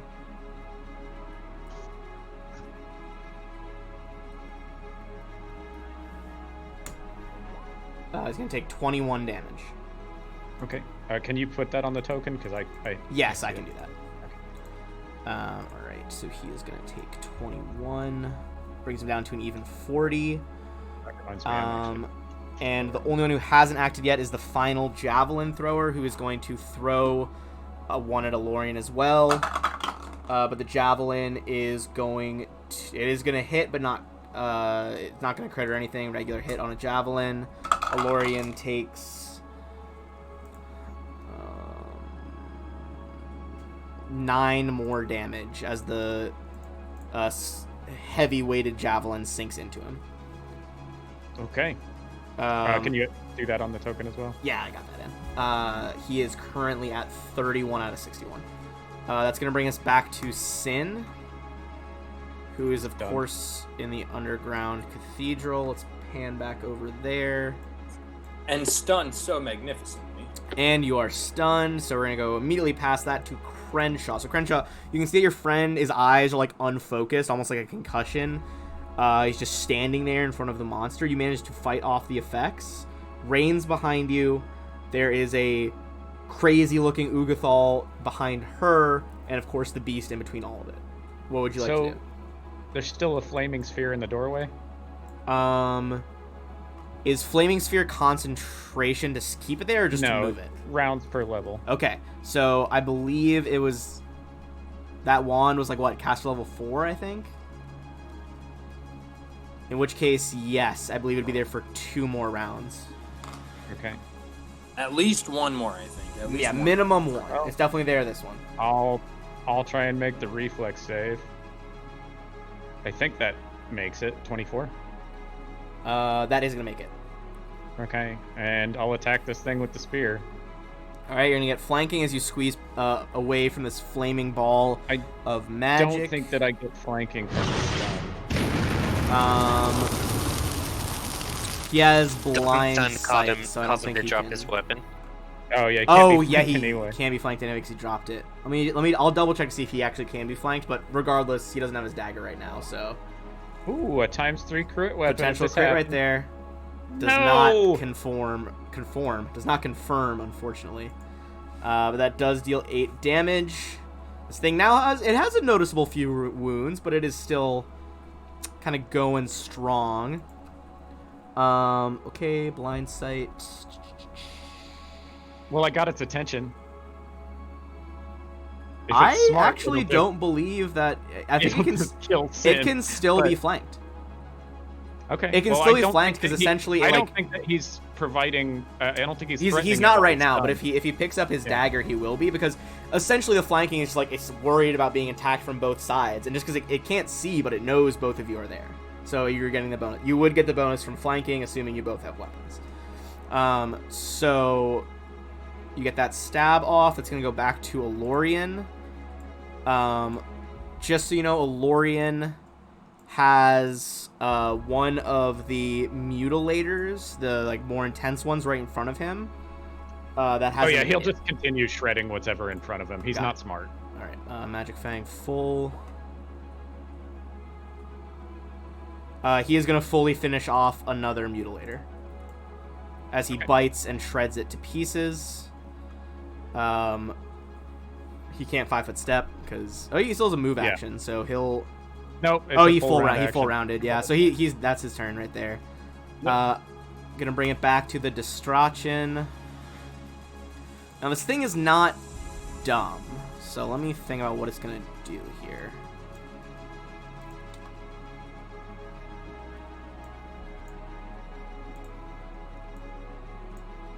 It's gonna kill Sin. I mean, it might.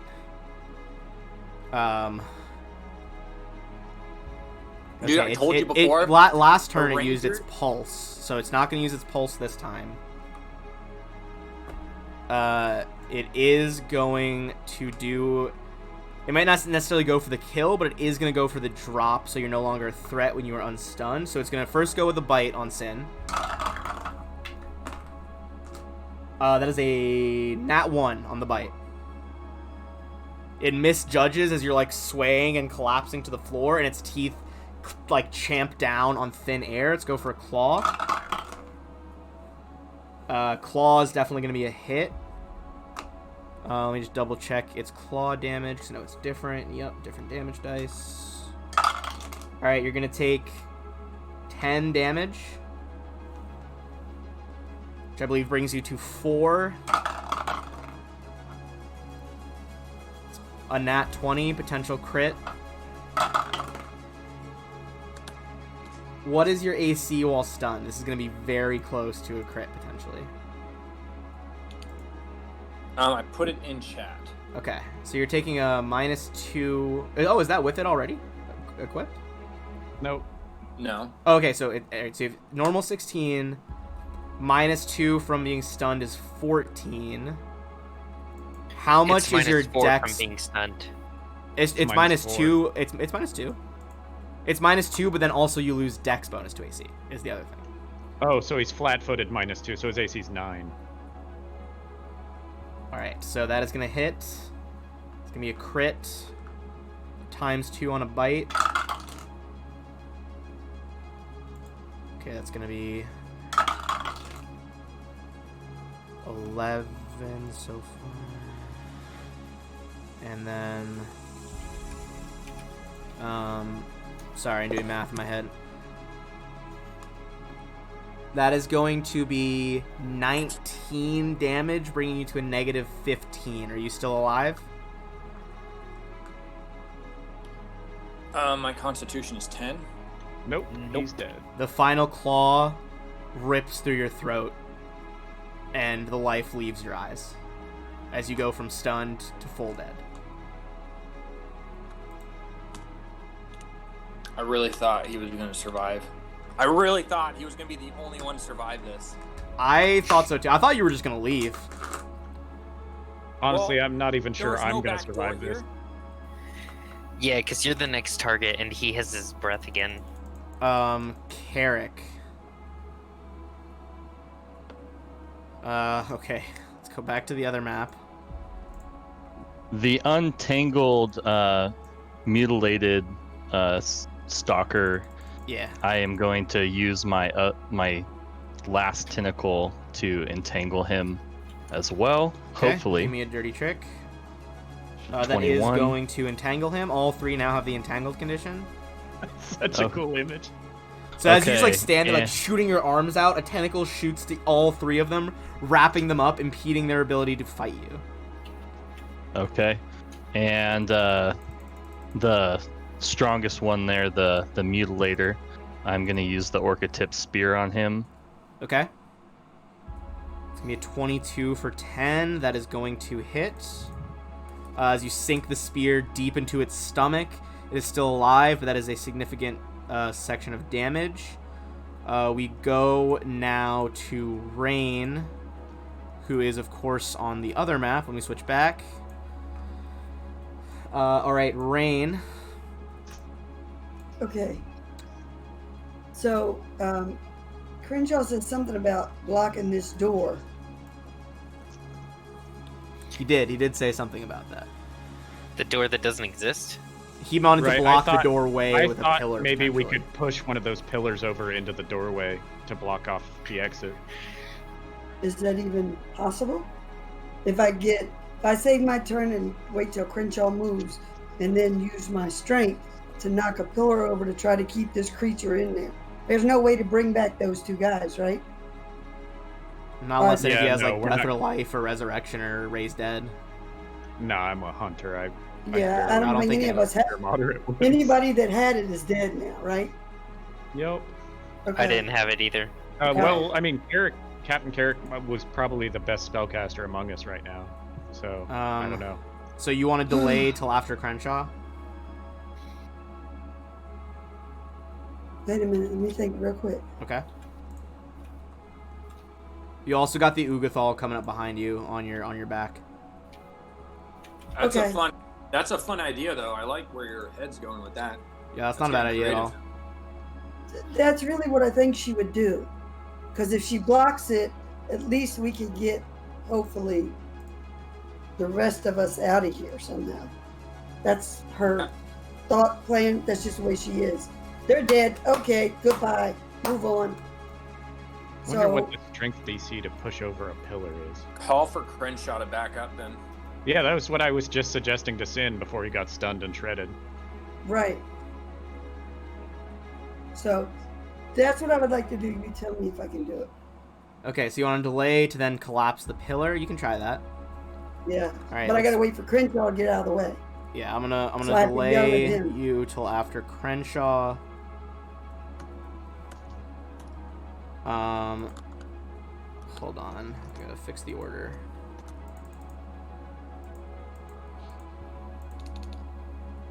Okay, that's gonna be back to the Ugathals outside. Up top with Carrick.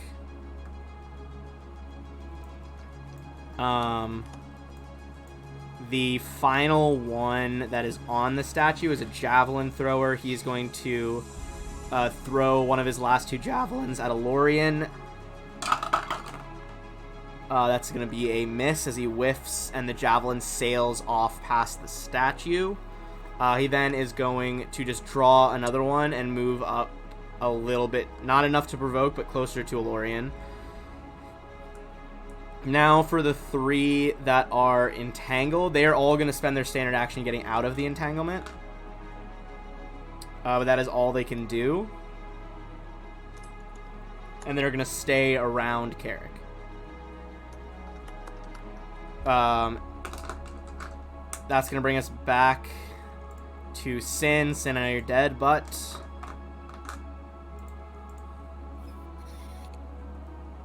give me 1 second. I think it's only a move action to remove Dirty Trick. Oh, is it only move action to remove Dirty Tricks? I don't usually use them, so I thought it was standard.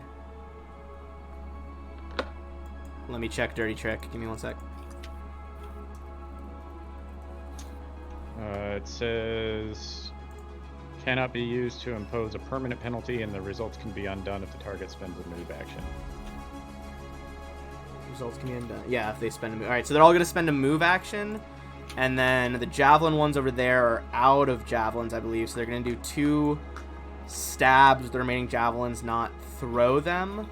And the other one's going to attack with his falchion. So that's going to be 3 attacks with flanking on Carrick.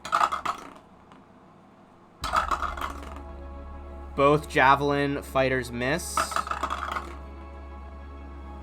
Carrick, you're AC 20 right now, right?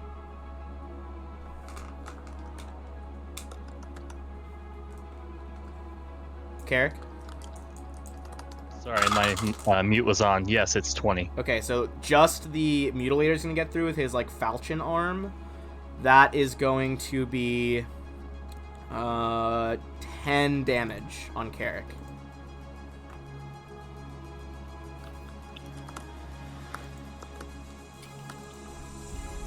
Okay. All right. Now we go back to Crenshaw. I'm gonna do what Ranger tells me. Yeah. I'm gonna actually yell at him to move. Come back. I'm gonna come around here and try and assist her on the strength check. Ooh, nope. Okay. Right there. You're gonna move to there. Ooh, I didn't do the Ugathal that's down here with you guys. He would have run up to here. Oh, okay. On Rain. So we'll do your thing in a second. Rain, what's your AC right now? While raging? 16. 16. How many rounds of rage do you have left?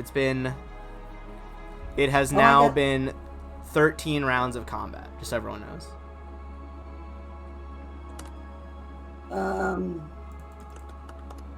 So it's 1 for each round of combat? Correct. So she's got 21 per day, so she's good. Okay, so she is still raging. Mm-hmm. All right. And what is her AC while raging? You got a 16 to hit? Yeah, it's 16. All right, so that's going to be a hit then. Falchion is going to deal you 9 damage. Now, Crenshaw, go for your move. Okay, well that just changes which pillar I'm going to try and help her push over. Okay. I'll come around to this one and try and assist her on the push whenever she goes to try and Rain, Crenshaw's ready to give you an assist on a strength check. So if you guys both want to roll strength checks to try to collapse the pillar.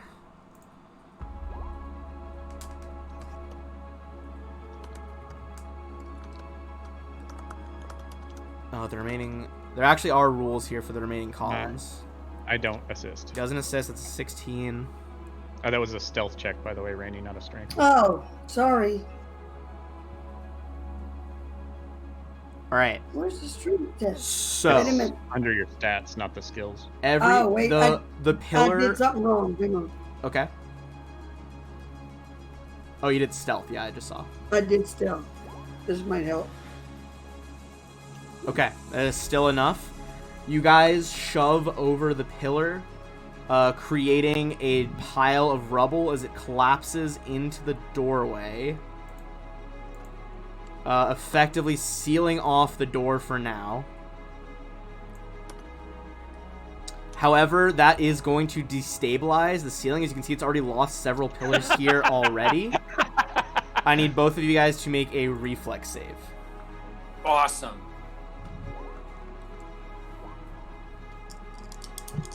All right, Crenshaw is going to be halved for you. Rain, it's not going to be halved for you. Okay. Rain is going to take 15 bludgeoning damage as stones and bits of marble shower from the ceiling on you guys. Crenshaw, you're only going to take 7. Got it. Give me a... Does either of you have knowledge engineering?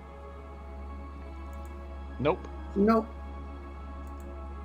Give me a raw intelligence check, then, if you would be so kind.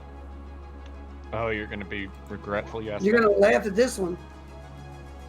13. I like it a 14. See if Dakin can assist. Oh, not Dakin, sorry, Crenshaw. Crenshaw does assist that's past right. you needed a 15, so that's going to assist it to a 16. Somehow you guys put your heads together well enough and get this intelligence check off. You think that while this area is stable for now, if only like a few more pillars go down, this whole tunnel might collapse. So we need to get the hell out of here. All right, so alternatively, we could collapse this whole tunnel on this thing. All right, so that is going to bring us back to Elorian on the other map. True. I can't see what he can see. It's Move okay. to it, and if he can full attack, full attack. If he can't, he can full attack, so he's going to get off a Magic Fang full. Whoops, there's the right macro. 31 for 29, 18 for 21, 22 for 23. He completely savages another Ugathal. So for those who can't see the map, because most of you guys are below ground, I'm going to show it to the stream as well. There are currently 3 Ugathal left. Elorian's on top of the statue. Over on the side, a little bit away from the statue, Carrick is between 2 of the Javelin Faceless Stalkers and 1 of the Mutilator Faceless Stalkers. So there are 3 up there still. Can Elorian see Carrick? For sure he can, yeah. He's like still on top of the statue, so he can see him over there. That is going to bring us back to the Distrachin.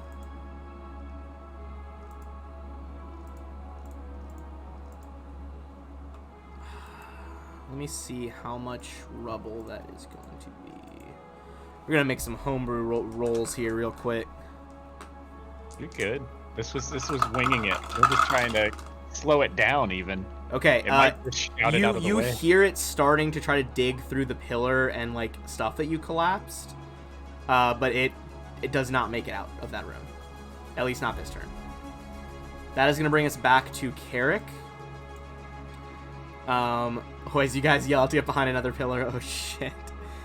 Okay, Carrick, you are between those 3 monsters. What is your move right now?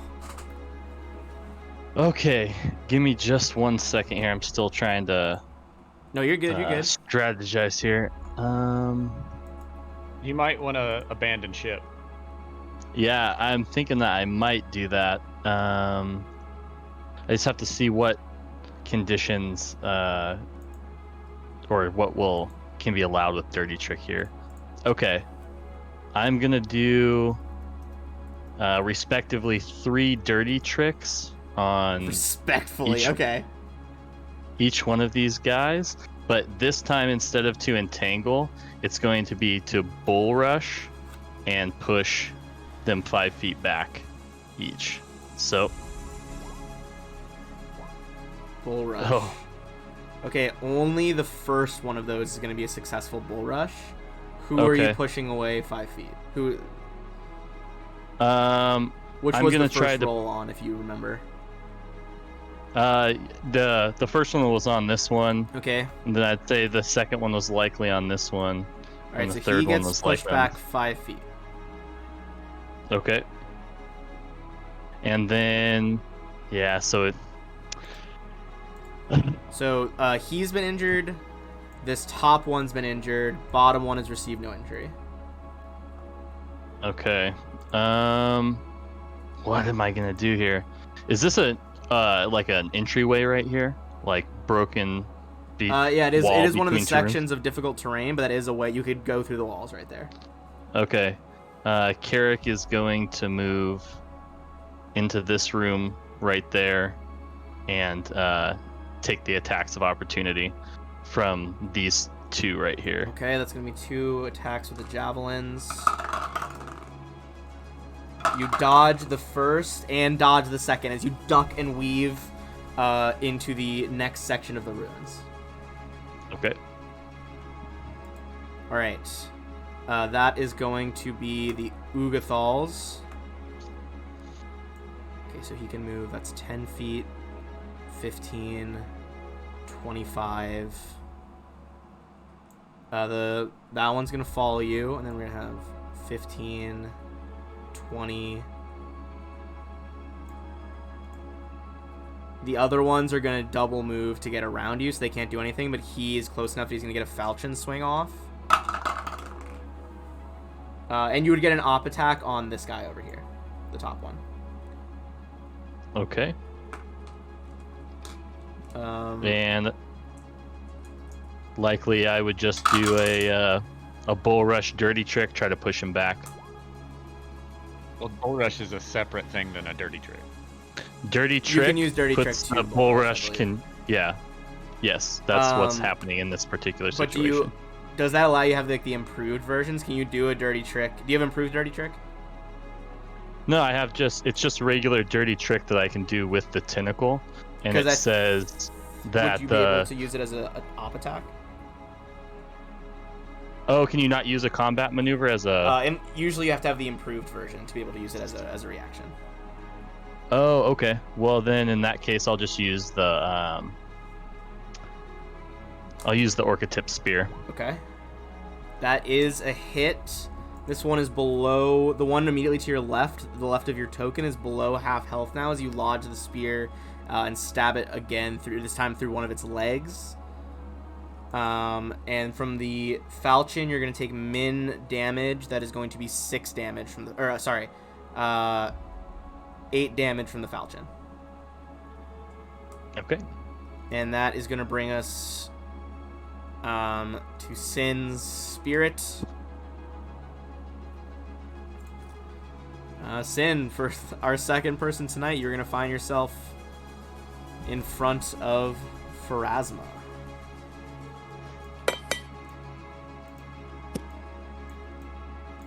Not the Lost Prince. Don't forget about your friend Dakin. Yeah, fuck Dakin. Fuck Dakin, bro. He left me behind. Yeah, but you don't know. You don't know that he asked to go get drunk in the afterlife instead of looking after you. Totally don't know. I would ask, have you seen my friend Dakin? Has he come through here? He came and went. They're probably gritting their teeth and told us about his imaginary wife. Which would. And you are what's you are neutral, correct? Are you true neutral? I don't think so. Yeah. Or was you? I think. Let me look on my character sheet real quick.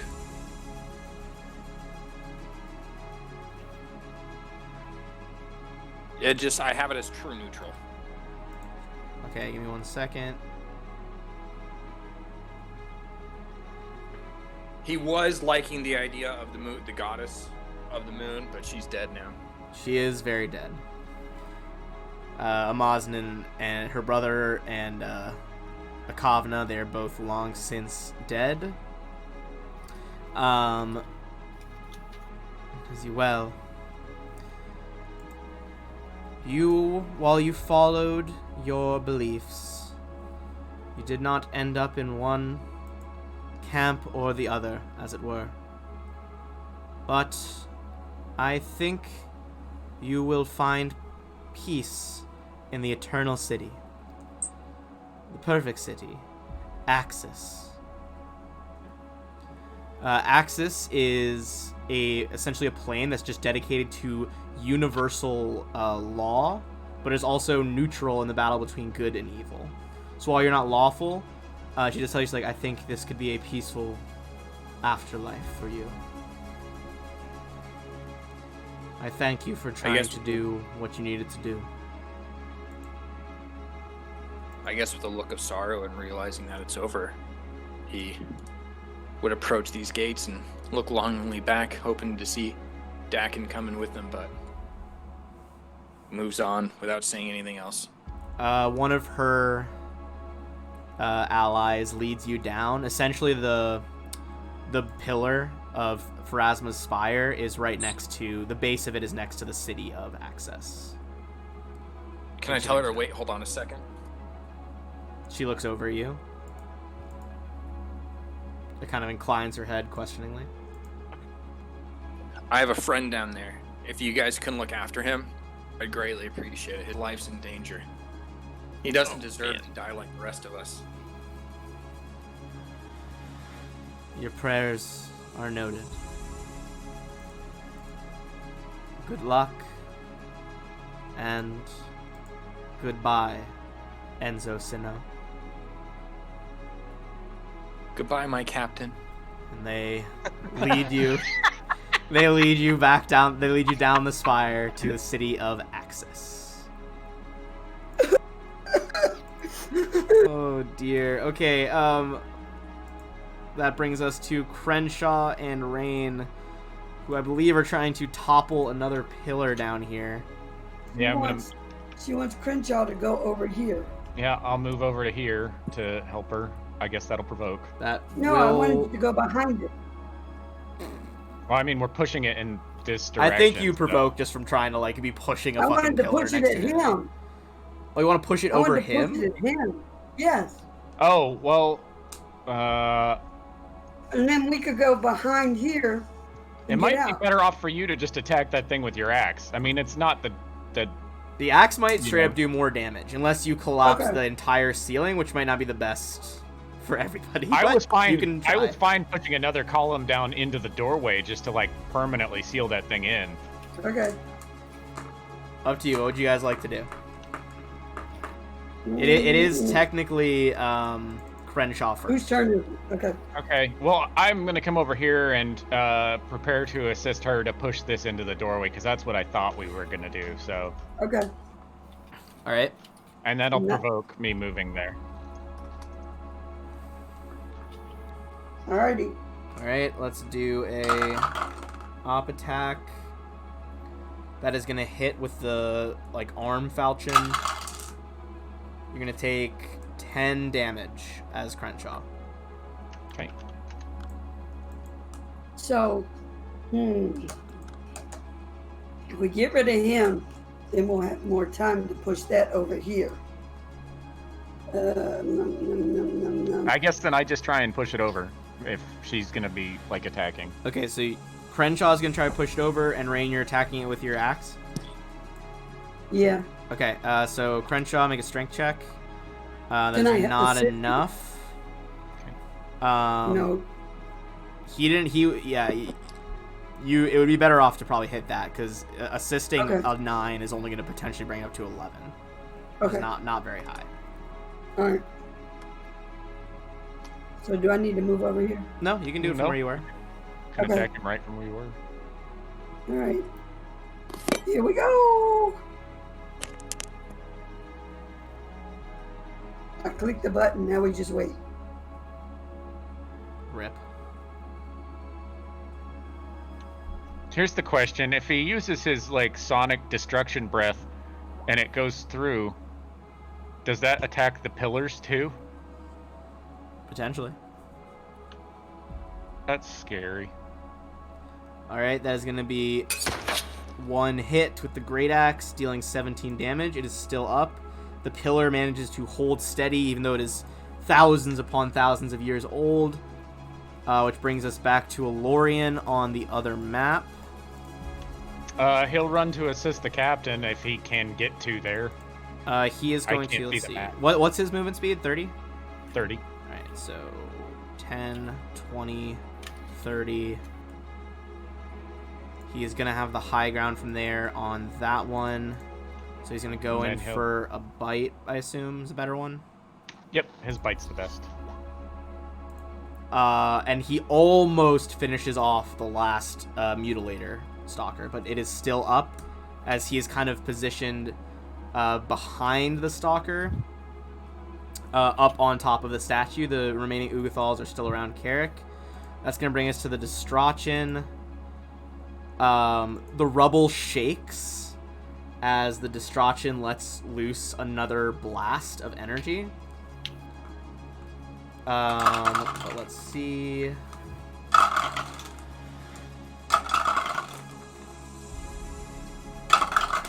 The rubble is holding for now. It has not been removed yet.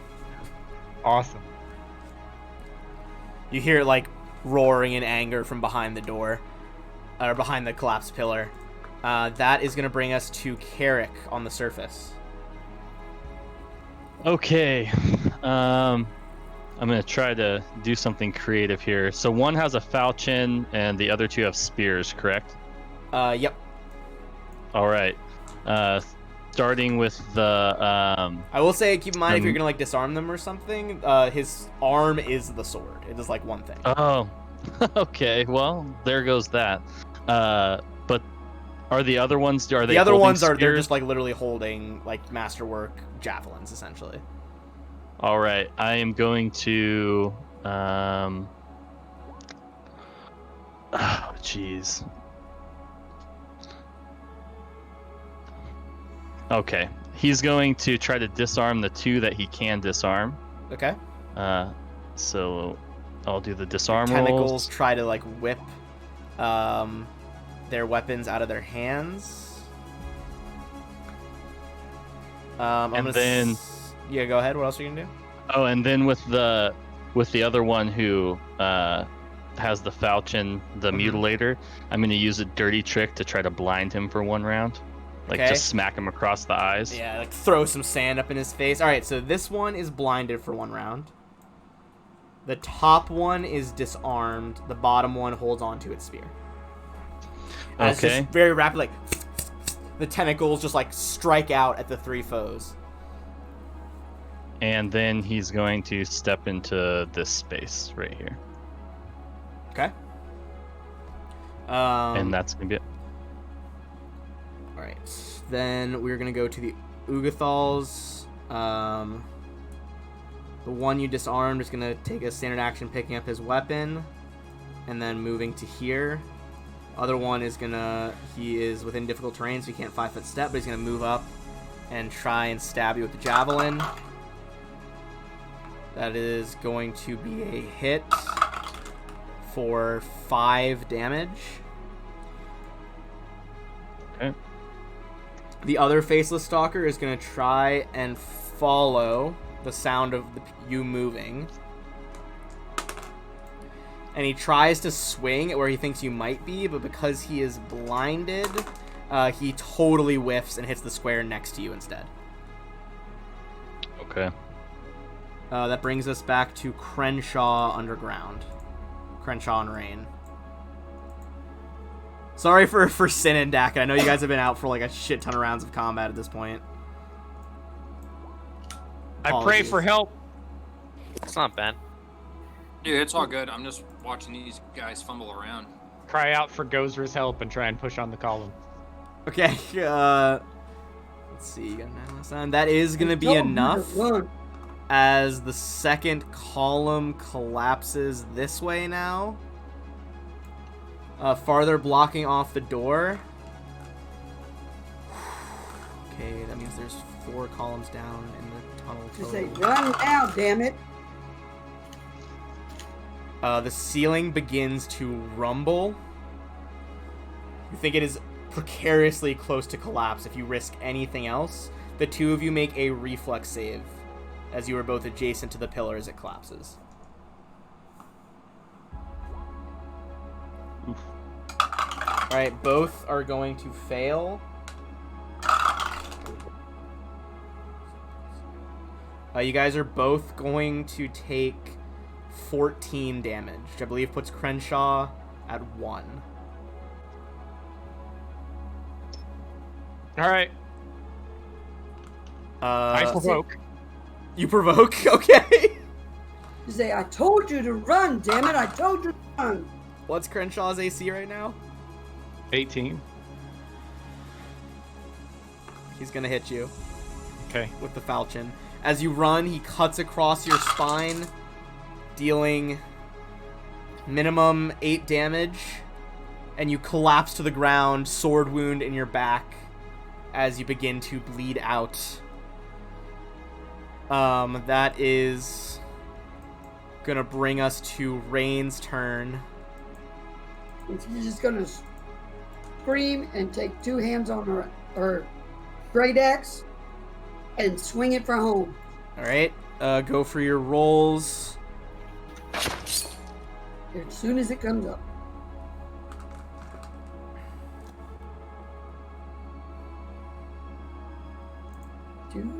So fucking tense. Damn, that was almost the same thing as the last time. Okay, so 1 is going to hit. But with 18 damage, that is not going to be enough to fully drop the mutilator. Ben, on the bottom of mine it says +3. So if I hover over my attack number, I don't see the +3 in there. So are we supposed to add that? What do you mean? I don't know what you mean. Like the first roll is 13, d20 plus 13 plus 2. That's from the rage. And the other one is, it should be 5 less than that, so it should be d20 plus 8, which it is plus 2. Those are both correct. Okay, because I have a note that says +3 weapon. Oh, is that when I just want to hit him with the top of the head without hitting him? Okay, I'm sorry. Yeah. Okay. That's going to be a Lorian on the surface.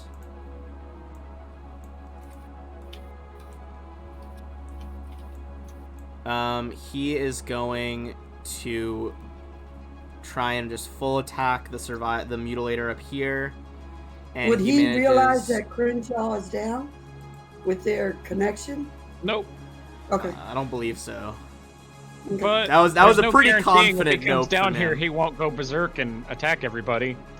Concerning. He'll revert to an actual dinosaur at that point if I die, so which is scary enough. Fully kills that one up there, and he's going to hop down to the ground next to Carrick. Now he is within striking range of both the remaining Urgathals. I'm not quite sure how Filth Fever works, but he just bit into somebody who was infected with Filth Fever. Oh, he's got a save if you want to make a save for him. Is he immune to disease now that he's celestial? Or is that just in my imagination? Nope, I don't think so. Okay, let's do a save on him. Saves, I see it. That easily resists the Filth Fever, yeah. He's eaten some foul stuff before. This will not stop him. Okay, that's going to be the Destruction. It is so far buried now, you can like barely hear it scratching at the walls. It's going to be Carrick. Okay, I'm going to do the same... Okay, go ahead. Same thing as last round. 2 disarms and a blinded... Or never mind. I'm going to try to disarm them both and blind one of them, since there's only 2 now. So go for those rolls. So you successfully disarm the bottom one. Which one do you want to blind? Well, doesn't matter on that one. You're like starting to lose track as you're like bleeding out of wounds. Your tentacle, one of them just like whips wide as you can't quite manage to get them to work in tandem with your brain. Okay, and then I'm gonna take a 5-foot step. You can't 5-foot step in there because it's difficult terrain. Okay. Okay. What? So if you have I done too much? Could I climb up the? Could I climb up? You can't make a full attack and move. And climb. Okay. Yeah, you can't do both. Okay, sounds good. That's all I got then. That's gonna be the remaining Ugathals. One is going to pick up its spear as a standard and do nothing. The other one is going to try and stab you with it. It's going to be a hit. The one that picked up his spear, was it within range of Valorian? Because that'll provoke. He is within range of Valorian now, yes. And that would provoke from Carrick because you still have your spear. So 2 provokes on the one that hasn't been hit yet. I'm going to go bite for Valorian. That is a hit for Valorian, dealing 32, and then an extra 8 on top of that. Between the two of you, you almost finish off the lower Ugathal, but not quite. And Carrick takes 8 damage. Okay. Carrick is at 2, just so everyone knows. It's fucking stressful. Crenshaw's at -7, just so you know. Crenshaw, what's your con? Total? 14. Okay, 14. Okay, you got a little bit of time. All right, that's going to be to Crenshaw, underground. Con check? That is going to be a con check, and then subtract 7, because you're at -7. Mm-hmm. So that's the second nat 20 con check of tonight. Hopefully for you, it'll actually matter. Sorry, Dakin. So you are stable. You don't bleed out anymore right now. Nope. We'll see if this place collapses. It's rumbling, right? It is rumbling. All right. The ceiling's not in a good way right now, but it is Rain's turn. Same thing with the great axe. All right. Do do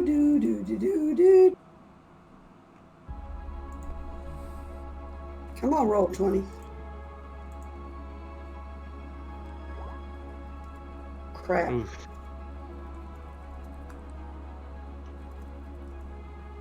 Just a pretty epic battle happening down here. Both of those are going to miss. Shit. Well, the top one hits, but it kind of doesn't puncture his strange, like, movable skin.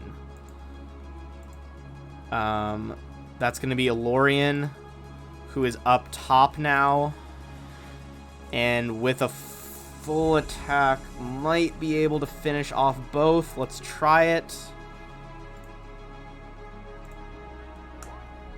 27 for 27.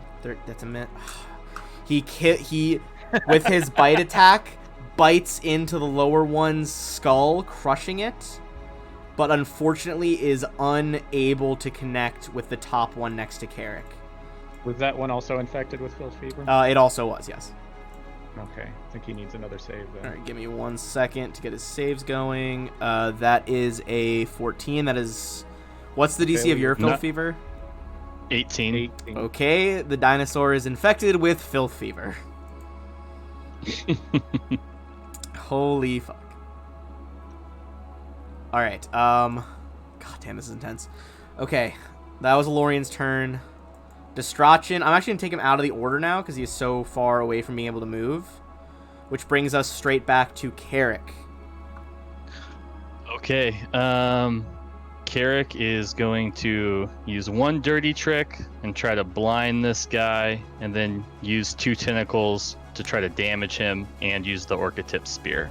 So we'll see. Okay, he is blinded. Those are 2 hits and a 3rd hit for a total of 22 damage, which is almost, but not quite enough to kill him. But he is blinded. He knows where you are. So he's going to try to swing for that square as he is next. That is going to be a 50% miss chance, however. Keep you want to... If you want low or high? Spear, high. Keep in mind, if you use the spear, you take a -5 to all your tentacles, just because they become secondary natural attacks.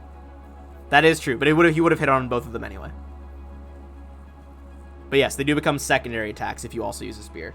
However, due to his blindness, he stabs his javelin about a foot too far to the left and misses you. Crenshaw, go ahead. You are actually stable, so you don't need to make any saves.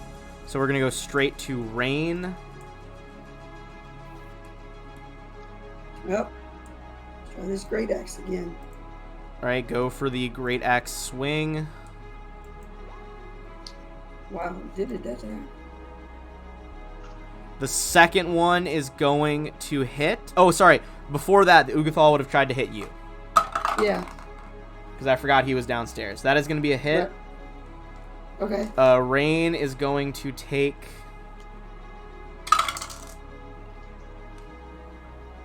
13 damage. Okay. And then on that second swing, you manage to slice him across the stomach, and it drops dead as well. Yeah. Oh, nice one. So, because I haven't moved, can I move something? No, you can take a 5-foot step, but that was a full round attack. Okay. All right. When it comes back to me, I'll just grab Crenshaw and try to get up the steps with him. Yo, you got a potion, don't forget. Oh, that's right. Carrick. You have 2 health and 1 enemy next to you. Okay, remember the -4. Oh wait, shit! Elorian didn't go. Sorry, I double skipped Elorian. Oh, so let's get Elorian in there. He gets some attacks. He might be able to save you as well. I don't want to let it not be said that I went too hard for a TPK here. No, yeah, let him finish him off. All right, Magic Fang. Okay, he manages to tear that one apart with his claws. At that point, We are still going to be in combat because of the ceiling right now. Rain is going to be up next, not Crenshaw. The ceiling seems like it could give any second as the ceiling begins to rumble. What does Rain do? She's going to grab him and try to pull him. It makes no sense to give him something and we can't move, so she's going to try to drag him. All right, give me a strength check to see if you can just lift him. Okay. We'll see it. We'll do it with a strength check rather than a CMD. Throw me over your shoulders. You got this. Oh, Jiminy Christmas! No. With an 11, you managed to drag him. I'm gonna say about 3 squares. I'm gonna move you guys up. Okay. Lorian is probably just pacing, I would imagine. I imagine he'd be coming down the tunnel towards us. All right. As I said, finish them off and then come after me. Oh, yes, he did say come after. All right, so I'm going to give Lorian, let's see how far he can make it from his current position. So, 5. He also doesn't take orders from anybody but me, so that's going to be an issue. Rain's just going to yell his name at the top of her lungs. 40. All right, he's heading towards the stairs. Carrick, what do you want to do? Oh, geez, this is hard. Well, I'm no longer running from anything, so yes, I guess I'll move nothing that. Out here That's right now. Moving there is 15 feet. So Correct. then I would have 45 more. So 10, 15. Is the ground up top rumbling and shaking? I think I could move to here. I think they would notice a rumbling, yeah, especially as you can get that far. As you guys get that close to the stairs, you and Aloran, you can feel the ground, like, starting to, like, rumble beneath you. Well, Sin, it looks like we did bury you. That's one way to look at it. Crenshaw is Rain. I'm going to do a percentage check. The percentage is very high right now for collapsing ceiling. You guys may have buried yourselves here in a second. This is fine. I Just gotta back up. barely. Rubble begins to rain down on you. I'm going to say you are going to take some damage. You're going to take 8 damage, Rain. Okay. But the ceiling has not yet collapsed. Give me another strength check. Alrighty. So, Does am I Crenshaw just take dead? that damage? Shit. Yeah, did Crenshaw take any damage? Because she is dragging him. I'm going to roll a percent chance on that as well. Because I think if she's trying to, like, drag you and carry you, I think she's probably, like, bent over, taking some hits for you. Yeah, that's what I figured. All right, yeah, she's going to take those hits for you. As you move up to here. 1, 2, 3. She's just gonna yell for Alorian or Carrot to help. All right. Alorian is going to double move down. And he is actually basically right in front of you guys. So Alorian would be right there. As he, like, looks down and is just, like, looking around, growling. But that's all he can do is double move. Carrick, is your turn. Okay.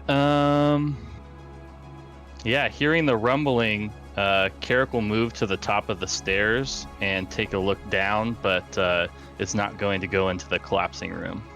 At the very bottom, I'm gonna say you can see Rain trying to, like, drag an unconscious Carrick as Alorian, like, growls at the pair of them. All right, Rain, make one last strength check. I want to talk to Okay. Alorian. Because I pet him. He lets me pet him. So That's I true. know Rain, if Rain has done anything, it has established one of the few rapports with Alorian. Right, and I do have animal handling thingy. So- I took the exclusive trick with him. He legitimately only listens to me. Well, Okay, so You can't animal handle Alorian. I did Okay, that so that's that fine. enemies couldn't do it to him. okay. to be that's fair, fine. that's reasonable. Right, I understand. So what Rain would do is point to Alorian and point down to Crenshaw and just yell at him, pick him up as she's trying to drag him. Hopefully him seeing that would I think with the kinda- exclusive trick, I don't think he would be able to. Okay. But well, then... if you want to make the strength check, he's just too stupid. Yeah, he's only got 2 intelligence. He's very dumb. Not even like a smart dog. With an 18, you pull Crenshaw out of there as there is a gigantic whoosh, as that whole tunnel begins to collapse. Marble column after marble column disappears in a pile of dust and choking debris as that hallway is permanently sealed off. What a badass. So and with now that, I have to give him a moderate, right? I'm going to bring everybody back to the same map. Rainey saved the day. No, she didn't. She lost 2. Well, I mean, she saved my day. Jesus. All right.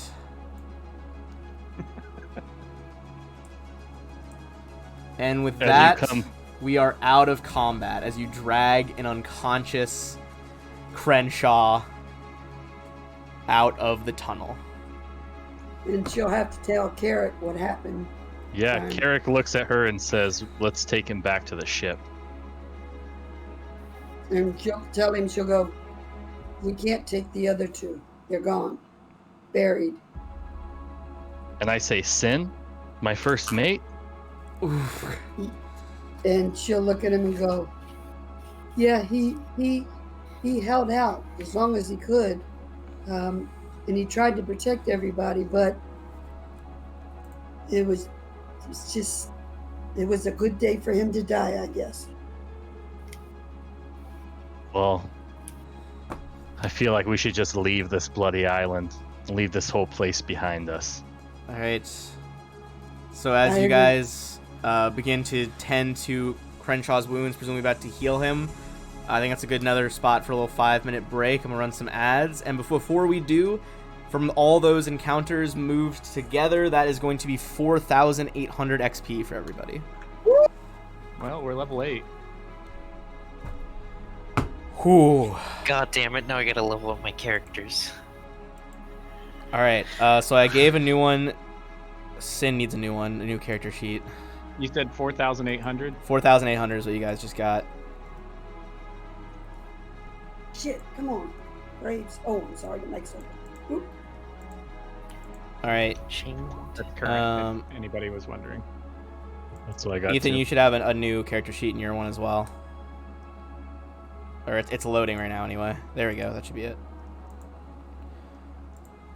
All right. For those of you watching, after the events of that fight, we're going to take a quick 5-minute break. Please stick around for some ads if you want to support the stream. And I'll see all you guys back in 5 minutes. What should I take? Don't forget, at level 8, you increase one of your stats by 1.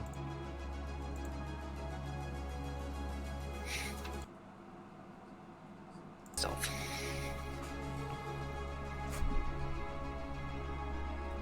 All right.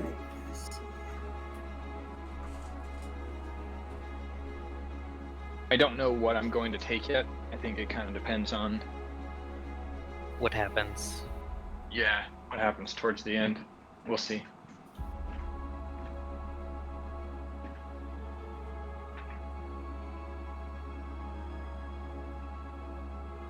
Crenshaw came close to death. Pretty close. Captain K was within an inch of his life. Buried his best friend down there. Dare I say best friend.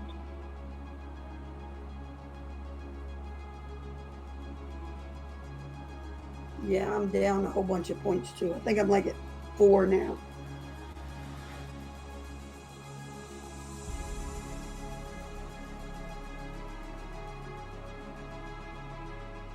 You know what? At least Mr. C's out. You guys are gonna breach the deck of the ship and find a little clinkling, little clockwork spot hanging out in the captain's quarters. Oh man, that's gonna be sad. Yeah, with my last message to him.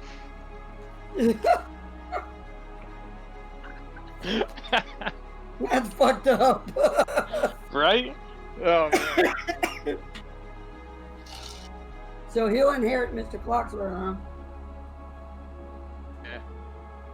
He needs a companion on his shoulder. He's a captain. He doesn't have a bird. Might as well be Mr. C. Plus, he can replay the video over and over again every time he gets sad and misses me. Doesn't it only hold on to the message for so long? Yeah, but he can recharge the crystals. Well, if I play my kineticist, I have a 24 con mod. Nice. And 91 health at level 8. Jesus. Oh, I'm sorry. 92. I forgot to do the one from Tough. So he's a frontliner, the kineticist? No, she's a So kineticists are kind of like mages, but they're complete constitution based.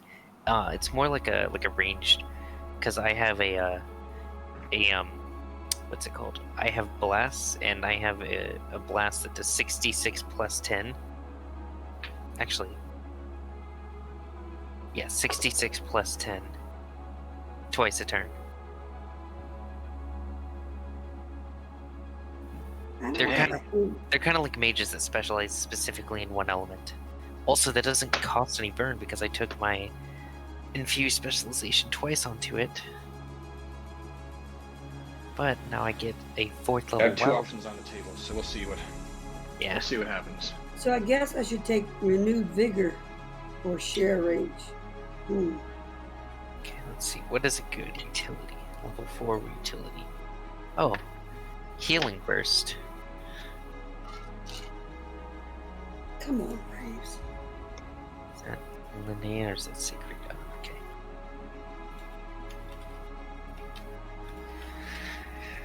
It's all what I want.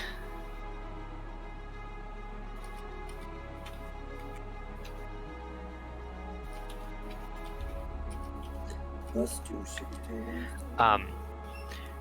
But my rogue is a lot weaker at the start, but at level 10 he starts to come online.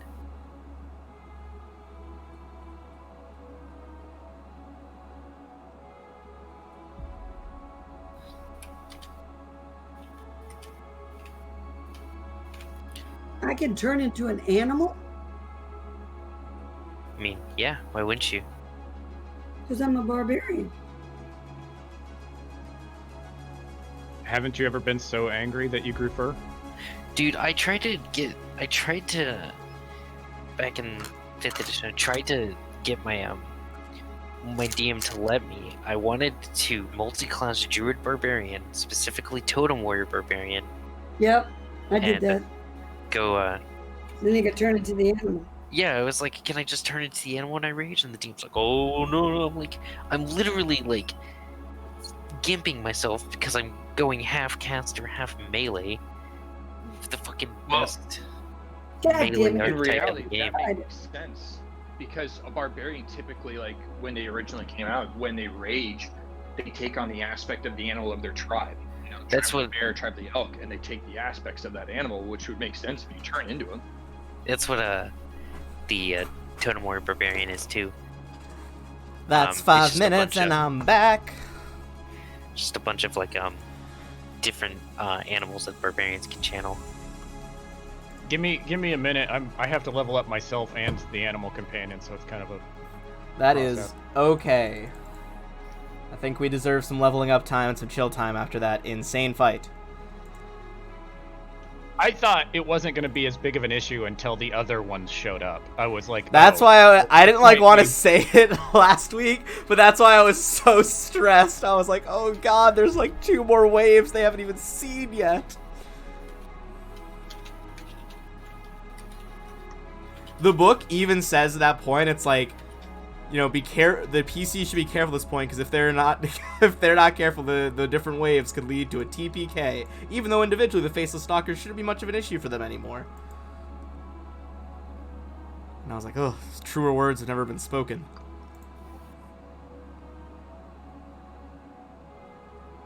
Okay, let's see.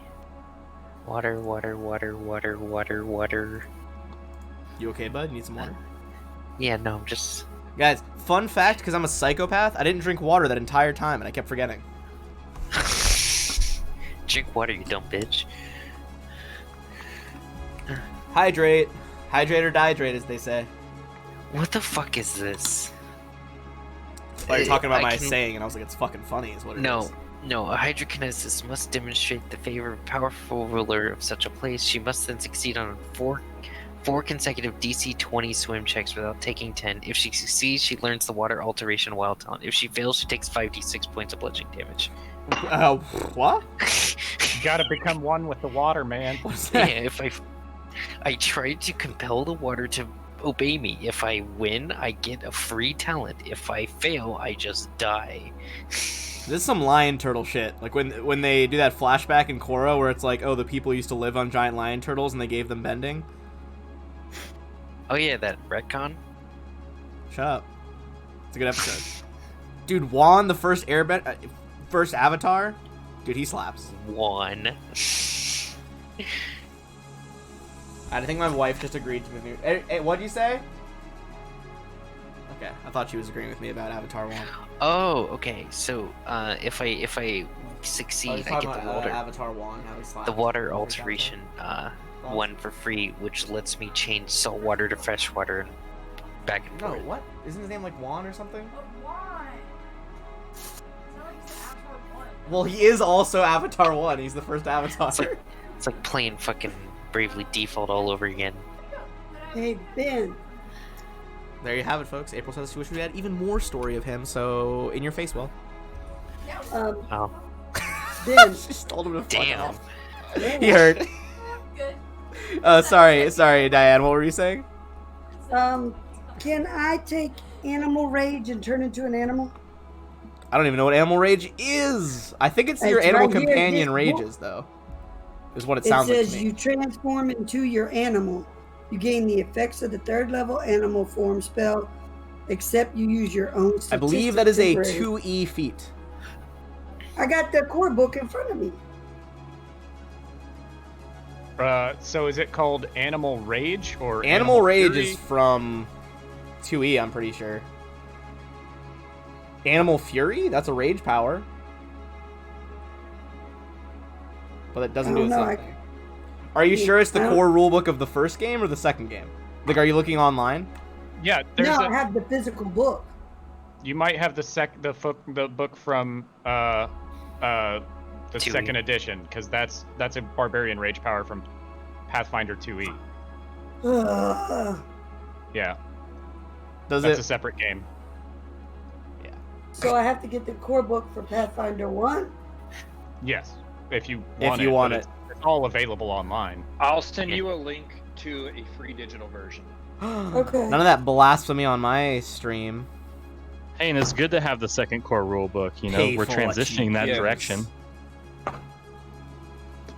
Okay. What By a free, I meant a place night. where you can buy it. You place where you can buy it for free. As in, they don't pay anything extra. I believe if you look in our streamer store, you should be able to find an option to purchase it. Yeah, if Both anyone physical and does digital. want the core rulebook, if you scroll down on the stream to our Amazon section and buy it through there, I will get some money There's out of an that. So that's a Amazon great way to section? support it. There's also a list of the campaigns that we're playing there. I have to add some of our newer campaigns to it, but I believe the book that we're in right now should be on that list. Where's it listed? Where's Under our the- general. If you're on like the Twitch site, or on Oh, my the Twitch channel, and you scroll down, it's there.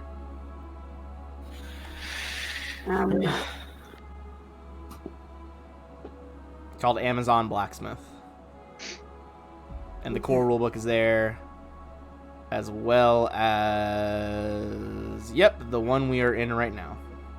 The book we're in right now is Pathfinder Adventure Path of the Flooded Cathedral, which is Ruins of Azlant, Book 3. The I want to flip. get that because that feels like it's cheating if you have the book. All God, I right. sound funny. No.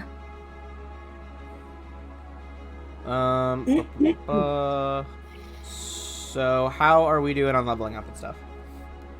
Working on it. No, take your time. We can good. just chat for a hot minute. Yeah. I figured that this was gonna be a pause as we went because that was just such an insane first battle. I'm still reeling from recording that video and my heartfelt speech as I walked off into the sunset. Oof. That's a big oof. Yeah, so Mr. Cogsworth would be waiting back at the ship for us as as you guys roll up. we're licking our wounds and stuff. For you, waiting back at the ship for you. I did make a stream marker at that point when you recorded the message, so I'm definitely gonna turn that into a clip when I get a minute this week. That was some feels this episode, guys.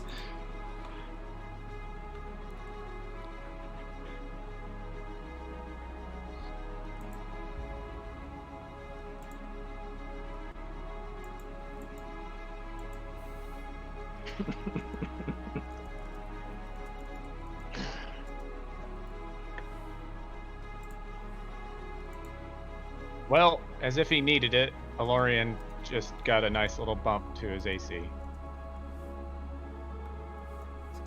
No, stop bumping that fucking dinosaur's AC.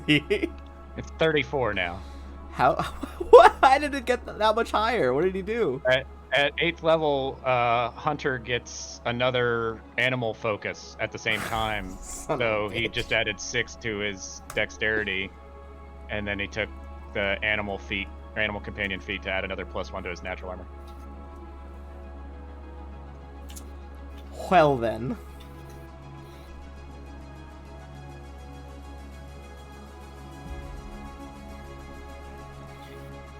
The ring of protection that I have, that doesn't really protect against attacks and stuff if I It does. am reading this correctly, right? It gives you a +1 AC bonus. +1 deflection bonus to AC. So every time somebody attacks her, I should add that +1? Yeah, I Because I thought you had was already wearing the factored that in. Your AC should be 1 higher, as that is a deflection bonus. Which I believe you don't have any other deflection bonuses that are Yeah. stacking with that. Okay. All right.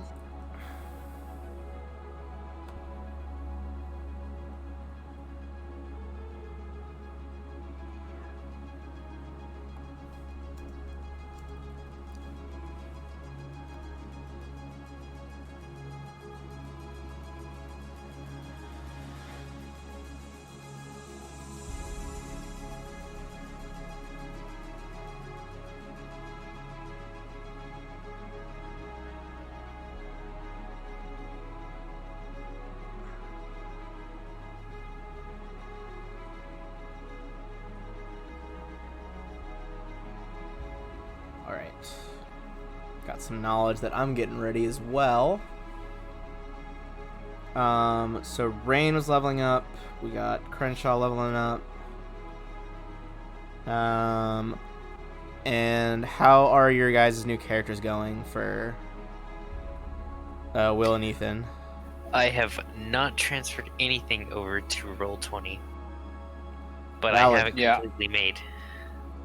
I'll be more likely ready for the end for next session. That's fine. Yeah. If you guys have the character sheets, you can I just just do got- like /R and roll whatever you want, you know? Like you don't have to have the sheet ready in Roll20 yet.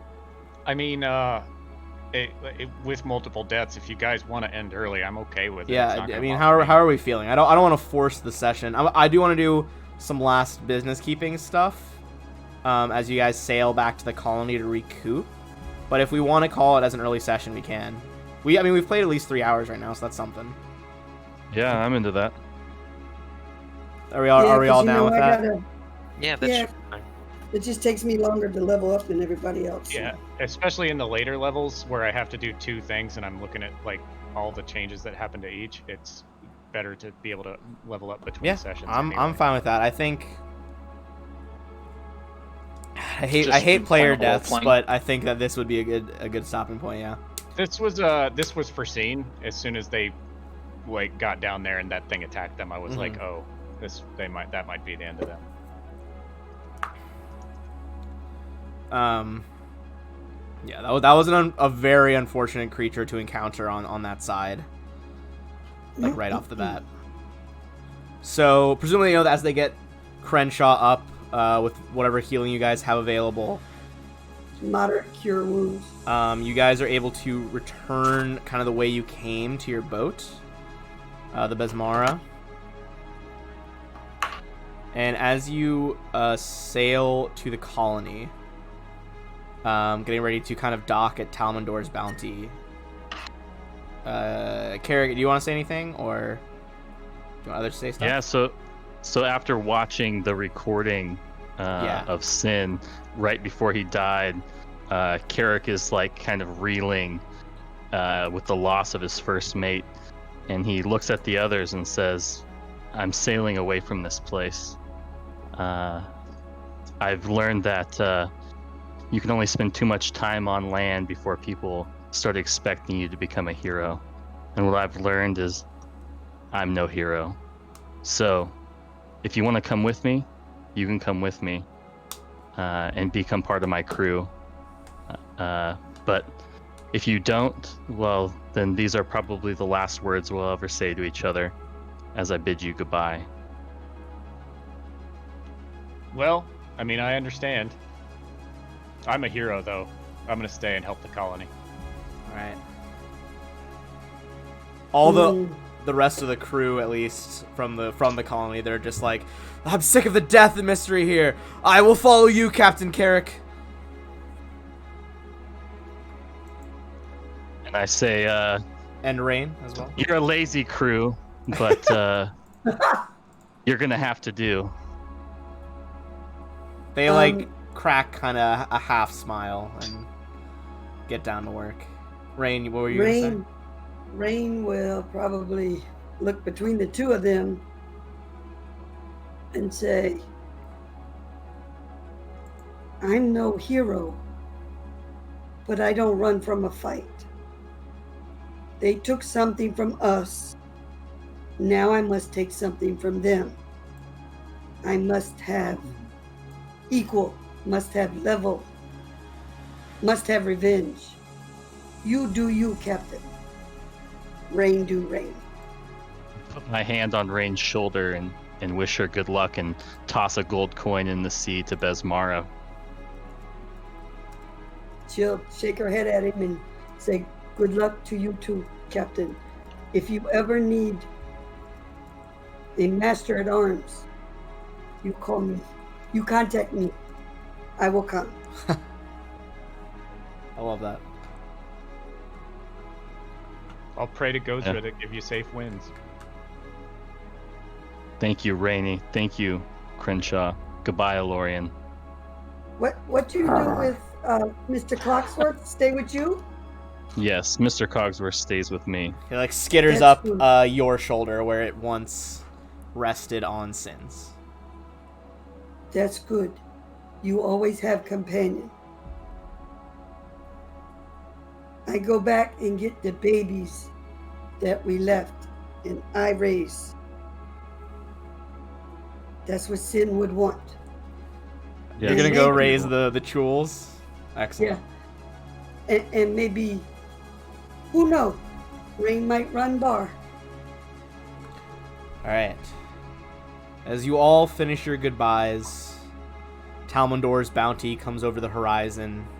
He lets you off in one of the ship's boats, and Carrick and his crew begin sailing for the Shackles, Port Peril, the capital of piracy in the Inner Sea.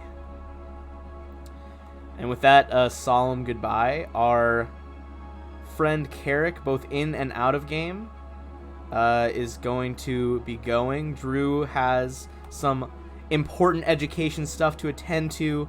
Final, I believe it's your final semester as well, Drew.